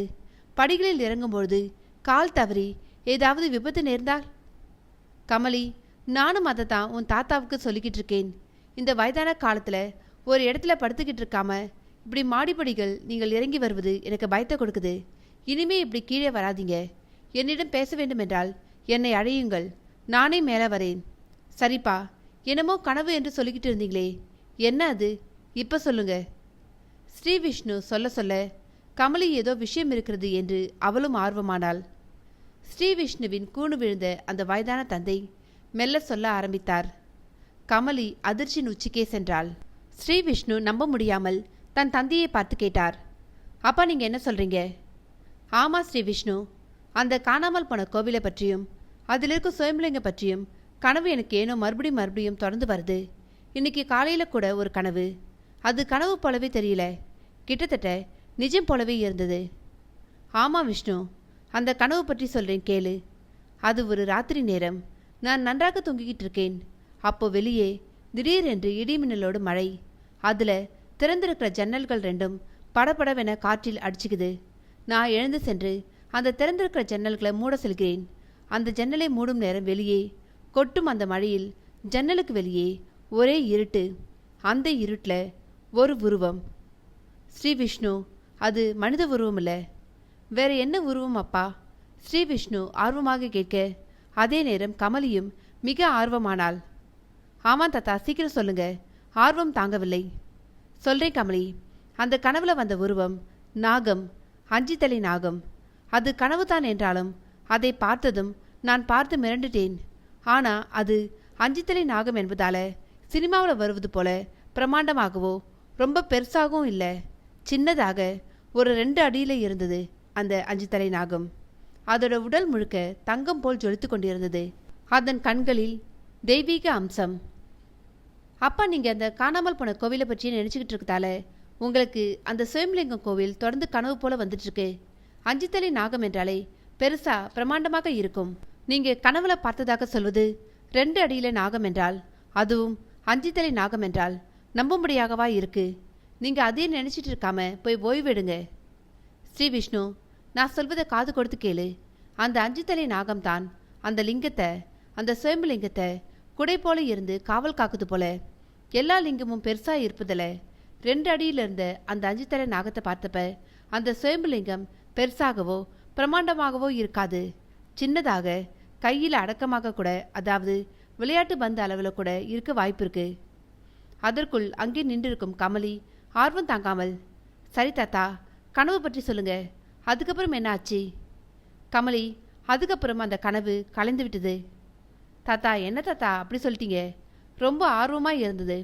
அந்த சுயம்பலிங்கம் இருக்கிற இடம் தெரிந்திருக்கும் என்று ரொம்ப ஆர்வமாக இருந்தது. கமலி, உங்கள் தாத்தா என்ன கதையாக சொல்லிக்கிட்டு இருக்காரு? தொடர்ந்து சொல்லி அதை முடிவோடு முடிக்க. ஆமாம் கமலி, நான் கண்டது கனவு. அந்த சுயம்பலிங்கம் வெளியே வர இன்னும் காலம் இருக்கும் போல இருக்கு. வெளியே வர வேண்டுமென்றால் நொடி பொழுதில் நமக்கோ அல்லது யாருக்கோ தெரிய வேண்டுமோ அவர்களுக்கு நிச்சயம் தெரியப்படுத்துவாரே. என் மூலம் அந்த சுயம்பலிங்கம் வெளியே வர வேண்டுமென்றால் கனவுல அந்த லிங்கம் இருக்கும் இடம் தெரிந்திருக்குமே. கமலி, இது முடிவு இல்லை, அடுத்தடுத்து கனவு நிச்சயமா வரும். பார்க்கலாம், காத்திருப்போம். கமலி, காத்திருப்போம். அந்த சுயம்பலிங்கம் வெளியே வரும் நேரம் ரொம்ப தூரத்தில் இல்லை. ஜமீன் பங்களா. ஜமீன்தார் வேல்முருகன் பெரியதாக அதிர்ந்தபடியே தன் எதிரில் இருக்கும் ஸ்ரீ விஷ்ணுவை பார்த்தார். ஸ்ரீ விஷ்ணு, யார் இந்த சாரா? இந்த கடிதம் எப்படி இங்கே வந்தது? அந்த சுயம்பலிங்கம் கிடைப்பதில் இந்த சாராவுக்கு என்ன வருத்தம்? வேல்முருகன், இது சாரா என்பவள் ஆவி. சமீபத்தில் காதல் தோல்வியால் உயிரை இழந்தவள். இப்பொழுது ஆவியாக சுற்றி கொண்டிருக்கிறாள். சரி, அந்த சுயம்பலிங்க கோவில் கிடைப்பதில் இவளுக்கென வருத்தம்? கிடைக்க விட மாட்டேன் என்று கிட்டத்தட்ட சவால் விடுவது போலிருக்கே இந்த கடிதத்தில் உள்ள வரிகள். சவால் விடுவது போலில்லை வேல்முருகன், சவாலை தான். அந்த சுயம்பலிங்கம் யாருக்கும் கிடைக்க விடாமல் தடுக்க அந்த சாரா என்கிற ஆவி துடியாக துடிக்கின்றது. எதற்கு? அந்த சுயம்பலிங்கத்தை அந்த சாரா என்கிற ஆவி அடைய பார்க்குதா? இருக்கலாம். ஸ்ரீ விஷ்ணு, சாரா என்பவள் பேய். அவள் எப்படி சிவலிங்கத்தை நெருங்க முடியும்? எதற்கு அந்த சுயம்பலிங்கம் அவளுக்கு தேவை? வேல்முருகன், அந்த சுயம்பலிங்கம் உனக்கு கிடைத்தால் என்ன பண்ணுவ? அது கேட்கிற வரத்தை கொடுக்கிற அபூர்வ சுயம்பலிங்கமாச்சே. அதனிடம் எனக்கு விருப்பமான வரங்களை கேட்பேன். சாராவும் தனக்கு வேண்டிய வரங்களை கேட்கத்தான் இருக்கும். பேய் கடவுளை நெருங்குமா? சாரா சிவபக்தியாக இருந்திருந்தால் நிச்சயம் நெருங்க முடியும். அவளுக்கு தேவையான வரத்தை கேட்க முடியும். அதிசயமா இருக்கே, எந்த சினிமா படத்திலையும் அப்படி பேய் கடவுளை நெருங்குவது போல் காட்டியதில்லையே. வேல்முருகன், ராமாயணத்தில் வர ராவணன் ஒரு அசுர வம்சத்தில் வர அசுரன். ஆனா அவன் தீவிர சிவபக்தன். தீவிர தவத்தால் சிவனிடம் கேட்கிற வரத்தையெல்லாம் பெற்ற சிவபக்தன். அதுபோல இந்த சாராவும் உயிரோடு இருக்கும் பொழுது தீவிர சிவபக்தியாக இருந்திருந்தால் அவளால் கூட அந்த சுயம்புலிங்கத்தை நெருங்க முடியும். ஆச்சரியமாகவும் சுவாரஸ்யமாகவும் இருக்கு ஸ்ரீ விஷ்ணு. இந்த பூவுலகில் அவனின்றி அணுவும் அசையாது. எல்லாம் அவன் செயல். அவன் நடத்துகிற நாடகத்தில் இதுவும் ஒன்று சொல்லிய ஸ்ரீ விஷ்ணு முகம் மாறுவதை பார்த்து ஜமீன்தார் வேல்முருகன், ஸ்ரீ விஷ்ணு என்ன ஆனது, ஏன் ஒரு மாதிரியா இருக்க? வேல்முருகன், சந்தன வாசம் வருகிற மாதிரி இருக்கிறது அல்லவா? சந்தன வாசனமா? எனக்கொன்றும் அப்படி வரவில்லையே. வருது வேல்முருகன். சந்தன வாசமும் மல்லிகைப்பூவின் வாசமும் ஜவ்வாது வாசமும் மாறி மாறி வந்துகிட்டு இருக்கு. ஸ்ரீ விஷ்ணு, எனக்கொன்றும் அப்படி எந்த வாசமும் வரவில்லையே. வேல்முருகன், என்னால் அந்த வாசத்தை நன்கு உணர முடியுது. இங்கே பக்கத்தில், நம்ம பக்கத்தில் தான் அந்த பெண்ணுடைய, அதான் அந்த சாராவின் ஆவி இருக்கிறது. ஸ்ரீ விஷ்ணு, நீ என்ன சொல்ற? ஆமாம் வேல்முருகன், என் உள்ளுணர்வு சொல்லுது நம்ம பக்கத்தில் தான் அந்த ஆவி இருக்கு. ஸ்ரீ விஷ்ணு சொல்ல சொல்ல ஜமீன்தார் வேல்முருகன் வியர்க்கத் தொடங்கினார். ஸ்ரீ விஷ்ணு சொல்வதை கேட்டு ஜமீன்தார் வேல்முருகன் வியர்க்கத் தொடங்க அதே நேரம் வாசலில் சபரி வந்து கொண்டிருந்தான். கூடவே அந்த வயதான பெண் சீதா. நரைத்த வெள்ளை முடி, கூணு விழுந்த உடல், சுருக்கம் விழுந்த தோல். ஸ்ரீ விஷ்ணு, இந்த கிழவியா எங்க அப்பா விரும்பினார்? வேல்முருகன், உன் அப்பாவும் 90 வயதை தாண்டியவர்தான். இந்த சீதா பாட்டி வயசுல நன்றாக இருந்திருக்கும் போல. சரி, இப்ப என்ன செய்யலாம்? உங்க அப்பாவின் அறையில் இருக்கிற பணிப்பெண்களை வெளியே போக சொல்லிவிட்டு இந்த சீதா பாட்டியை உள்ளே அனுப்ப வேண்டும். அந்த பாட்டி உள்ளே போனதும் கதவை நன்றாக மூடிவிடு. ஸ்ரீ விஷ்ணு, என்ன, இந்த பாட்டி எங்க அப்பாவின் அறையில் விட்டு கதவை மூடுவதா? எனக்கு அருவருப்பாக இருக்கு. இந்த வயதில் 2 பேரும் கட்டிப்பிடித்து கொஞ்சம் போறாங்களாக்கும். தலையில் எடுத்துக்கொண்ட ஜமீன்தார் வேல்முருகன் தன் தந்தை அறையிலிருந்து அந்த 2 பணிப்பெண்களையும் வெளியே போக சொல்லிவிட்டு சீதா பாட்டியை உள்ளே அனுப்பிவிட்டு கதவை மூடினார். பின்பு ஸ்ரீ விஷ்ணுவின் எதிரில் வந்து அமர்ந்தார். சபரி, அந்த பாட்டியை நீ அழைத்ததும் வந்துவிட்டார்களா? இல்லை அண்ணா. ஸ்ரீ விஷ்ணு அண்ணன் சொன்னது போலவே அந்த பாட்டியுடைய பேரன் வந்து என்னிடம் பல கேள்விகள் கேட்டான். ஜமீன் பங்களாவில் வேலை பார்த்தவர்களுக்கு 10,000 ரொக்கம் தருவதாக சொன்ன பிறகுதான் இந்த சீதா பாட்டியை என்னோடு அனுப்பி வைத்தான். சபரி சொல்லிக் கொண்டிருக்கும் அதே நேரம் சோஃபாவில் அமர்ந்திருந்த ஸ்ரீ விஷ்ணு கண்களை மூடி தியானத்தில் ஆழ்ந்தார். அவரை தொந்தரவு செய்ய விரும்பாமல் இருவரும் அமைதியானார்கள். சீதா பாட்டி போன அந்த பெரியவர் இருந்த அறை இன்னும் திறக்கப்படாமல் இருந்தது. ஜமீன்தார் வேல்முருகனும் அவர் தம்பி சபரியும் ஸ்ரீ விஷ்ணு கண்களை மூடியிருப்பதை பார்த்து எதுவும் பேசாமல் அமைதியாக இருந்தனர். சில நொடிகள் கழித்து மெல்ல கண்களை திறந்தார் ஸ்ரீ விஷ்ணு. பக்கத்தில் அமர்ந்திருக்கும் சபரியை பார்த்து, சபரி, நீ அந்த சீதா பாட்டியை அழைத்து வரும்பொழுது உன்னுடைய கார் வழியில் எங்கேயாவது நிறுத்தினியா? எதற்காக ஸ்ரீ விஷ்ணு அப்படி கேட்கிறார் என்று புரியாமல் சபரி, ஆமாண்ணே, அந்த பாட்டியை அழைத்து வரும் வழியில் பூஞ்சலை கிராமத்து பேருந்து நிறுத்தும் இடத்தில் நான் காரில் வந்துக்கிட்டு இருந்தேன். அந்த நேரம் பார்த்து திடீரென்று காருக்கு முன்னால் ஒரு தெருநாய் ஒன்று ஓடிச்சு. நான் அவசரமாக வண்டியை நிறுத்தினேன். அடிபட்டு நாய் பலமாக கத்துற சத்தம் கேட்டுச்சு. நான் பதறி போய் காரிலிருந்து இறங்கி கீழே சென்று பார்த்தேன். ஆனால் அங்கே எந்த நாயும் இல்லை. நான் காருக்கு கீழே எல்லாம் நல்லா தேடி பார்த்தேன். விபத்து உண்டான எந்த அறிகுறியும் அங்கு இல்லாமல் இருந்தது. அதே நேரம் கத்திக்கிட்டு இருந்த அந்த நாயோட சத்தம் கூட பிறகு சுத்தமாக கேட்கவில்லை. சபரி சொல்லிக் கொண்டிருக்கும் பொழுதே ஜமீன்தார் வேல்முருகனுக்கு வியர்த்தது. சபரி, நீ என்ன சொல்ற? படபடப்பு குறையாமல் கேட்டார் ஜமீன்தார் வேல்முருகன். ஆமாண்ணே, நான் சொல்வதெல்லாம் நிஜம்.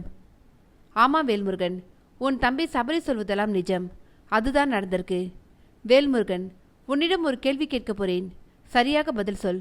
உன் தாய் மங்களம் எப்படி இறந்தாங்க தெரியுமா?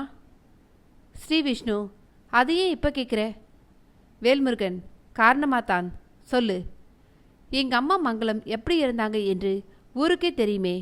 ஏன், உனக்கு கூட நல்லா தெரியுமே. அதையே இப்போ கேட்குற என்று காரணம்தான் புரியல. காரணம் நான் சொல்கிறேன் வேல்முருகன். முதல்ல உன் தாய் எப்படி இறந்தாங்க என்று நீயே உன் வாயால் சொல்லு. எங்கள் அப்பாவோட சண்டை போட்டுக்கிட்டு அன்னைக்கு ராத்திரி எங்கள் அப்பாவுக்கும் அம்மாவுக்கும் பயங்கர சண்டை. ராத்திரி முழுக்க எங்கள் அம்மா அழுதுகிட்டே இருந்தாங்க. நாங்களும் இது தினமும் நடக்கிற சண்டைதான், பொழுது விழுந்தால் எல்லாம் சரியாக போய்விடும் என்று நினச்சி ஏமாந்துட்டோம். ஆனால் காலையில் எங்கள் தோட்டத்தில் இருக்கிற பெரிய கிணற்றில் எங்கள் அம்மா பிணமாக. கண்கள் கலங்கி ஜமீன்தார் வேல்முருகன் சொல்லிவிட்டு மீண்டும் தொடர்ந்தார். அன்னைக்கு ராத்திரி நடந்த சண்டையில் கூட இந்த சீதா பாட்டியோட பெயர் அடிபட்டது. எங்கள் அம்மாவுக்கு எங்கள் அப்பா மேலே கடைசி வரை சந்தேக பார்வை இருந்துக்கிட்டே தான் இருந்திருக்கு. அதனால தான் அவர்களுக்குள்ளே தினமும் சண்டை. இறுதியாக எங்கள் அம்மா மனமுடைந்து போய் தோட்டத்தில் இருந்த பெரிய கிணற்றில் விழுந்து உயிரை விட்டுருக்காங்க. வேல்முருகன், இது வரைக்கும் தான் உங்களுக்கு தெரிஞ்சிருக்கு. அதுக்கு மேலே ஒன்று நடந்திருக்கு. ஸ்ரீ விஷ்ணு சொல்லி நிறுத்திவிட்டு ஜமீன்தார் வேல்முருகனையும் அவர் தம்பி சபரியையும் பார்க்க, அவர்கள் இருவரும் புரியாமல் ஸ்ரீ விஷ்ணுவை பார்க்க ஸ்ரீ விஷ்ணு தொடர்ந்தார். ஸ்ரீ விஷ்ணு அந்த விஷயத்தை சொல்லி முடித்த பிறகு ஜமீன்தார் வேல்முருகனும் அவர் தம்பி சபரியும் அதிர்ச்சியின் உச்சிக்கே சென்றிருந்தனர். அத்தியாயம் 6. வசந்த், நீ என்ன சொல்ற? வானத்தில் தெரிந்த முகம் நம்ம சங்கரோட காதலி சாராவோடதா? ஆமா இளங்கோ, அந்த உருவம் சாராவோடது தான். அவளுடைய ஆத்மா சாந்தி அடையவில்லை என்று நினைக்கிறேன். ஆமா இளங்கோ, அவள் இறந்தும் கூட அவள் இன்னும் ஆவியாகத்தான் சுத்திக்கிட்டு இருக்கா போல. ஏன் இப்படி? இயற்கையாக மரணமடையாதவங்களோட நிலையெல்லாம் இதுதானா? இப்படித்தான் ஆவியாக சுற்றுவாங்களா? ஆமா இளங்கோ, அவர்களுடைய ஆயுள் காலம் இன்னும் இருக்கும். அப்படி இருக்கும் பொழுது ஏதோ ஒரு காரணத்துக்காக மனமுடைந்து தற்கொலை பண்ணிக்கிட்டவங்களோட நிலை அநேகமா இப்படித்தான் இருக்கும். அப்போ நம்ம சங்கர் கூட தற்கொலை தானே பண்ணிக்கிட்டான். அவனும் இப்படித்தான் ஆவியாக சுத்திக்கிட்டு இருப்பானோ? தற்கொலை பண்ணிக்கிறவங்களோட நிலையெல்லாம் இப்படித்தான் என்று சொல்ல முடியாது. சிலருடைய ஆயுள் காலமே அவ்வளவாகத்தான் இருக்கும். அப்படி இருக்கும் பொழுது அவர்கள் இறந்தால் அவர்கள் முக்தி அடைவார்கள். ஆவியாக சுத்திக்கிட்டு இருக்க மாட்டார்கள். ஒரு சிலர் இறந்த பிறகும் ஆவியாக சுத்துவார்கள்.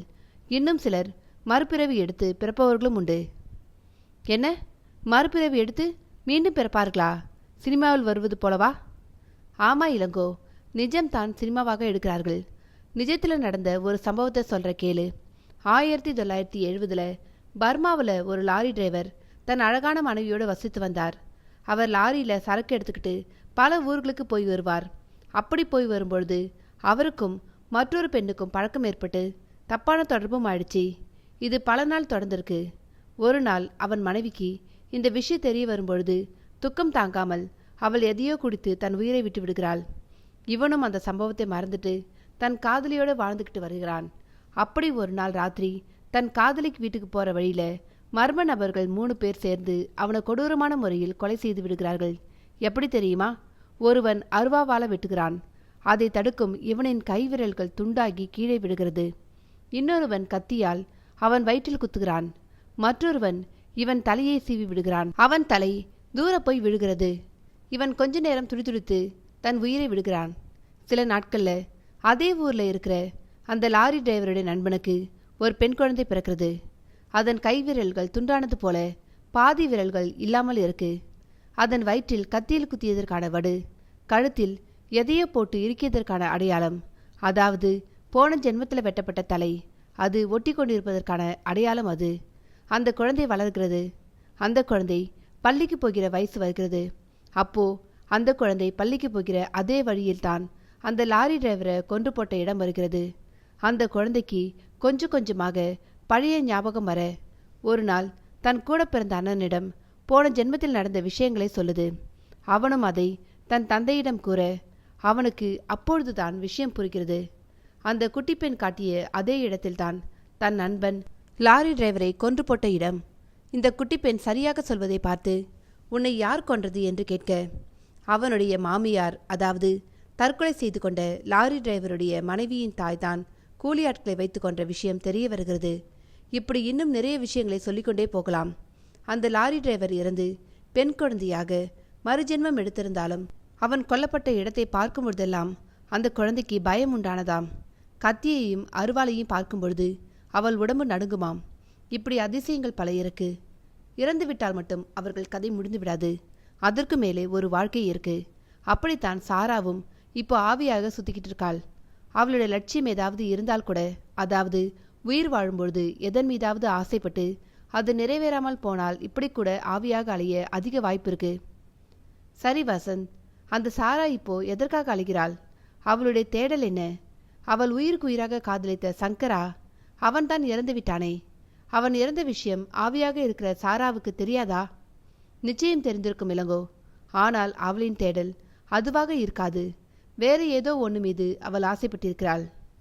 என்ன ஆசையாக அது இருக்கும்? கூடிய விரைவில் கண்டுபிடிப்போம். வசந்த் சொல்ல இளங்கோவும் யோசனையில் ஆழ்ந்தான். பெரிய பங்களா. ஏசி காற்று அந்த பெரிய அறை முழுக்க பரவி இருந்தது. அந்த மாலை வேளையில் பூர்ணகலை அந்த பெரிய கட்டிலில் அமர்ந்தபடியே வீணையில் குறை ஒன்றுமில்லை மறைமூர்த்தி கண்ணா, குறையொன்றுமில்லை கண்ணா, குறையொன்றுமில்லை கோவிந்தா சுதி பிசராமல் வாசித்து கொண்டிருக்க, அதே கட்டிலில் புத்தி சுவாதனமில்லாத அவள் மகன் ராம் அந்த இசையை கேட்டபடியே கண்களை மூடி தூங்க முயற்சித்து கொண்டிருந்தான். பூர்ணகலை அந்த பாடலை முழுமையாக வாசித்து முடித்துவிட்டு வீணையை அதற்குரிய இடத்தில் வைத்துவிட்டு மீண்டும் கட்டிலில் வந்து தன் மகன் பக்கத்தில் படுத்தாள். தன் மகனின் கூந்தலை வருடிவிட்டவாறே அவன் தூங்கிவிட்டானா என்று பார்த்தவள் அவன் நன்றாக உறங்கிவிட்டான் என்று தெரிந்து கட்டிலை விட்டு எழுந்தாள். நேரம் பார்த்தாள். மணி 8 நெருங்கி கொண்டிருந்தது. எழுந்து பால்கனியின் கதவை திறந்து வெளியே பார்த்தாள். 7 மணிக்கு வந்துவிடுவதாக சொன்ன அழகரின் வரவை எதிர்பார்த்து காத்து நின்றாள். ஏன் தாமதம்? சரியான நேரத்துக்கு வந்துவிடுவதாக சொன்னானே, இப்பவே 1 மணி நேரம் லேட். பரவாயில்லை, வந்தால் சரி. நினைத்து கொண்டிருக்கும் பொழுதே அந்த கார் கேட்டுக்குள் வந்தது. பூர்ணகலையின் கண்களில் வெளிச்சம். அந்த கார் வாசலில் வந்து நின்றது. அழகர் காரிலிருந்து இறங்கினான். கூடவே விக்கியும் மைதிலியும் இறங்க பூர்ணகலை புரியாமல் அவர்களை பார்த்தாள். அழகரோடு வந்திருக்கும் அவர்கள் யார்? பூர்ணகலை யோசித்தபடியே மாடியிலிருந்து கீழே இறங்கி வந்தாள். பூர்ணகலையை பார்த்ததும் அழகர் பெரியதாக கும்பிடு வைத்தான். பூர்ணகலை அதை கண்டுகொண்டதாகவே தெரியவில்லை. அவளின் சிந்தனையெல்லாம் அழகரோடு ஒரு பெண்ணும் ஒரு ஆணும் வந்திருக்கிறார்கள். யார் அவர்கள்? எதற்காக அவர்களை இங்கே அழைத்து வந்திருக்கிறான் என்பதிலேயே இருந்தது. இங்கு ஸ்ரீ விஷ்ணுவின் வீட்டில் தன் தாத்தாவுக்கு காலை டிஃபன் கொடுக்க மாடிப்படிகளில் ஏறிக்கொண்டிருந்த கமலியை பார்த்தார் ஸ்ரீ விஷ்ணு. கமலி, என்ன தாத்தாவுக்கு டிஃபன் கொண்டு போறியா? ஆமாம்பா. சரி இரு, நானும் வரேன். நேற்று அந்த சுயம்பலிங்கம் சம்பந்தமாக கனவு கண்டது போல் நேற்று இரவும் ஏதாவது கனவு கண்டாரா என்று கேட்க வேண்டும். என்னப்பா, நேற்று தாத்தா அந்த 5 தலை நாகம் பற்றி சொன்ன பொழுது அதை நம்பாத மாதிரி காட்டிக்கிட்டீங்க. இன்னைக்கு நீங்களே தாத்தாவிடம் கேட்க போறீங்களா? பின்ன என்ன கமலி, 2 அடி நீளத்தில் பாம்பு என்றால் நம்பலாம். ஆனால் 5 தலை நாகம் என்றால் எப்படி நம்புவது? 5 தலை நாகம் என்றால் எவ்வளோ பெரிய பாம்பாக இருக்கும்? அதுவும் தங்க நிறத்தில் இருந்தது என்றால் அதை கூட நம்பலாம். ஆனால் 2 அடியில் 5 தலை நாகம் என்றால் அது என் மனம் ஏற்க மறுக்குது. அப்பா, தாத்தா சொன்னது நிஜமில்லையே, கனவு தானே. அந்த கனவுல வந்ததை தான் தாத்தா சொல்லியிருக்கிறார். சரி விடு கமலி, இன்னைக்கு அந்த சுயம்பலிங்கம் பற்றி கனவு ஏதாவது வந்ததா என்று கேட்கலாம் வா, சொல்லிய ஸ்ரீ விஷ்ணு கமலியின் பின் தொடர்ந்தார். மாடிப்படிகளில் ஏறி தன் தாத்தாவின் அறையை திறந்து கொண்டு கமலி உள்ளே போக அவளை பின்தொடர்ந்த ஸ்ரீ விஷ்ணு கட்டிலில் தன் தந்தை ஏதோ சிந்தனையில் அமர்ந்திருப்பதை பார்த்து அப்பா என்று குரல் கொடுத்தார். குரல் கேட்டு சுயநினைவுக்கு வந்த ஸ்ரீ விஷ்ணுவின் தந்தை நிமிர்ந்து பார்த்தார். என்ன தாத்தா, ஏதோ கவலையா உட்கார்ந்துருக்கீங்க?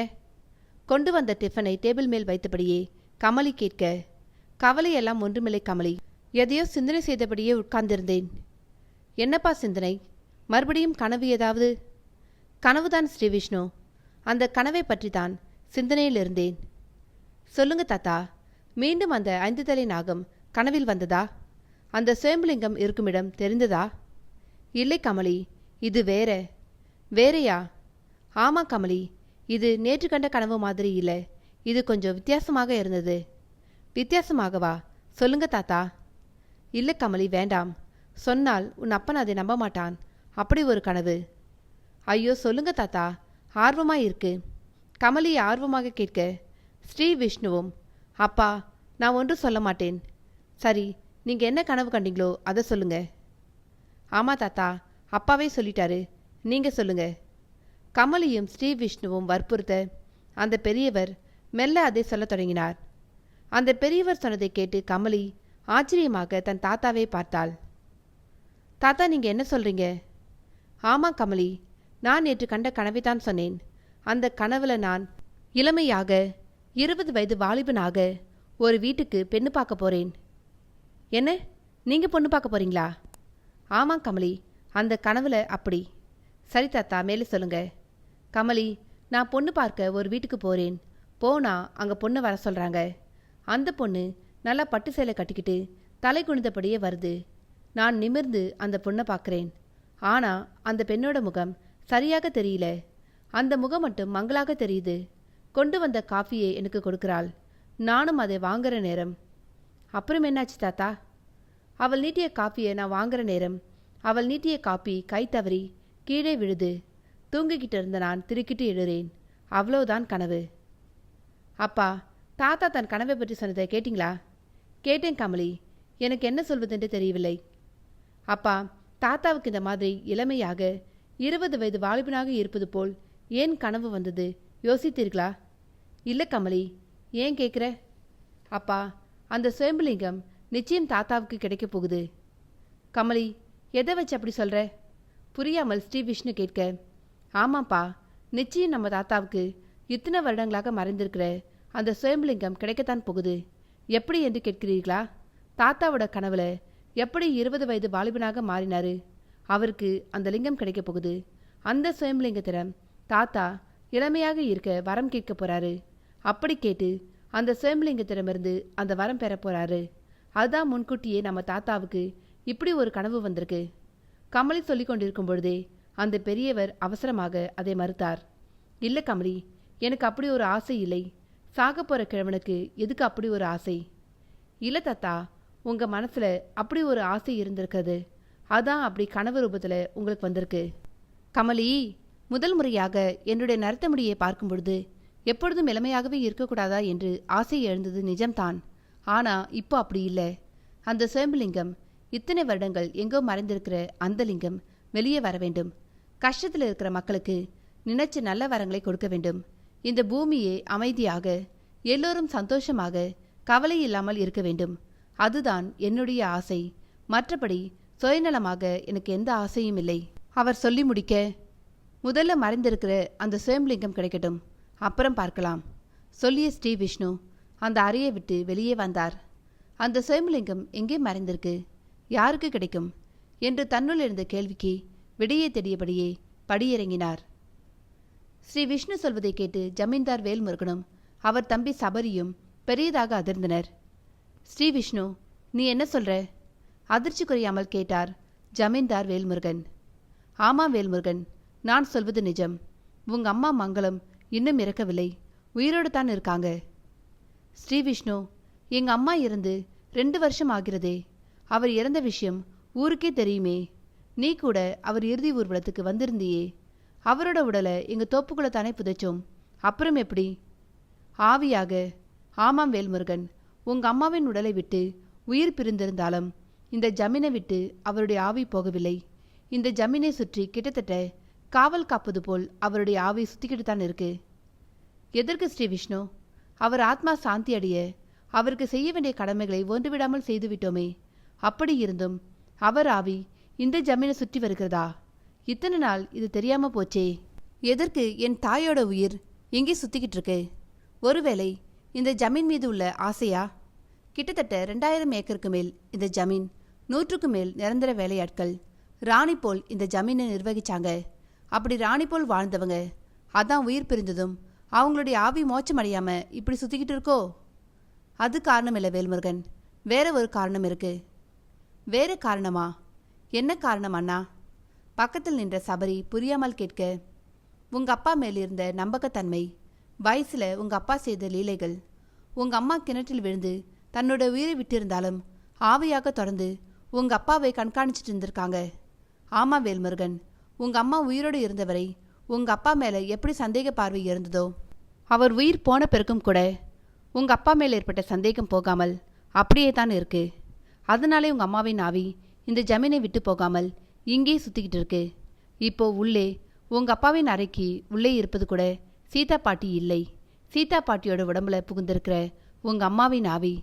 ஸ்ரீ விஷ்ணு சொல்ல சொல்ல ஜமீன்தார் வேல்முருகனும் அவர் தம்பி சபரியும் அதிர்ச்சியின் உச்சிக்கே சென்றனர்.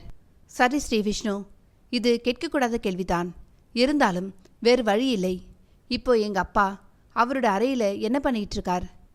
வந்திருப்பது சீதா தான் என்று நினைத்து அவளை கட்டிப்பிடிச்சு கொஞ்சிக்கிட்டு இருக்கார். ஸ்ரீ விஷ்ணு, எனக்கு பயமா இருக்கு. எங்க அப்பாவை சீதா பாட்டியோட உடம்புக்குள்ள இருக்கிற எங்க அம்மாவின் ஆவி ஏதாவது செய்துவிட போகிறது. சீதா பாட்டியை வெளியே கூப்பிடலாமா? வேண்டாம் வேல்முருகன், 2 நிமிஷம் பொறு. ஏன், எங்க அப்பாவின் உயிருக்கு ஆபத்து வந்து விட்டால்? அப்படி ஒன்று வராது வேல்முருகன், ஒரு 2 நிமிஷம் பொறு. ஒரு அதிசயம் நடக்கப் போகிறது. அதிசயமா? என்ன அதிசயம் நடக்கும்? 2 நிமிஷத்துல நீயே பார்க்க போற. ஸ்ரீ விஷ்ணு சொல்லிவிட்டு அந்த பெரியவர் இருந்த அறையை பார்க்க ஸ்ரீ விஷ்ணு சொன்னது போலவே 2 நிமிடங்களுக்கு பிறகு மூடியிருந்த அந்த அறையின் கதவுகள் மெல்ல திறக்க ஜமீன்தார் வேல்முருகனும் அவர் தம்பி சபரியும் இமைக்காமல் அங்கே பார்க்க அங்கே அந்த அறையிலிருந்து மூடியிருந்த அந்த அறையிலிருந்து என்ன நண்பர்களே, கதையை கேட்டிங்களா? இந்த கதை ரொம்பவே பெருசாக இருக்கிறதுனால இதோட தொடர்ச்சி நான் அடுத்த பாகமாக உங்களுக்கு போடுறேன். அதுவரை இந்த கதையை கேட்டுட்டு உங்களோட கருத்துக்களை பதிவிடுங்க. யாருக்கெல்லாம் சரவணன் சூர்யா சாருடைய கதைகள்லாம் பிடிக்கும்னு கமெண்ட் பாக்ஸில் சொல்லுங்கள். உங்கள் நண்பர்களுக்கும் ஷேர் பண்ணுங்கள். நன்றி, வணக்கம்.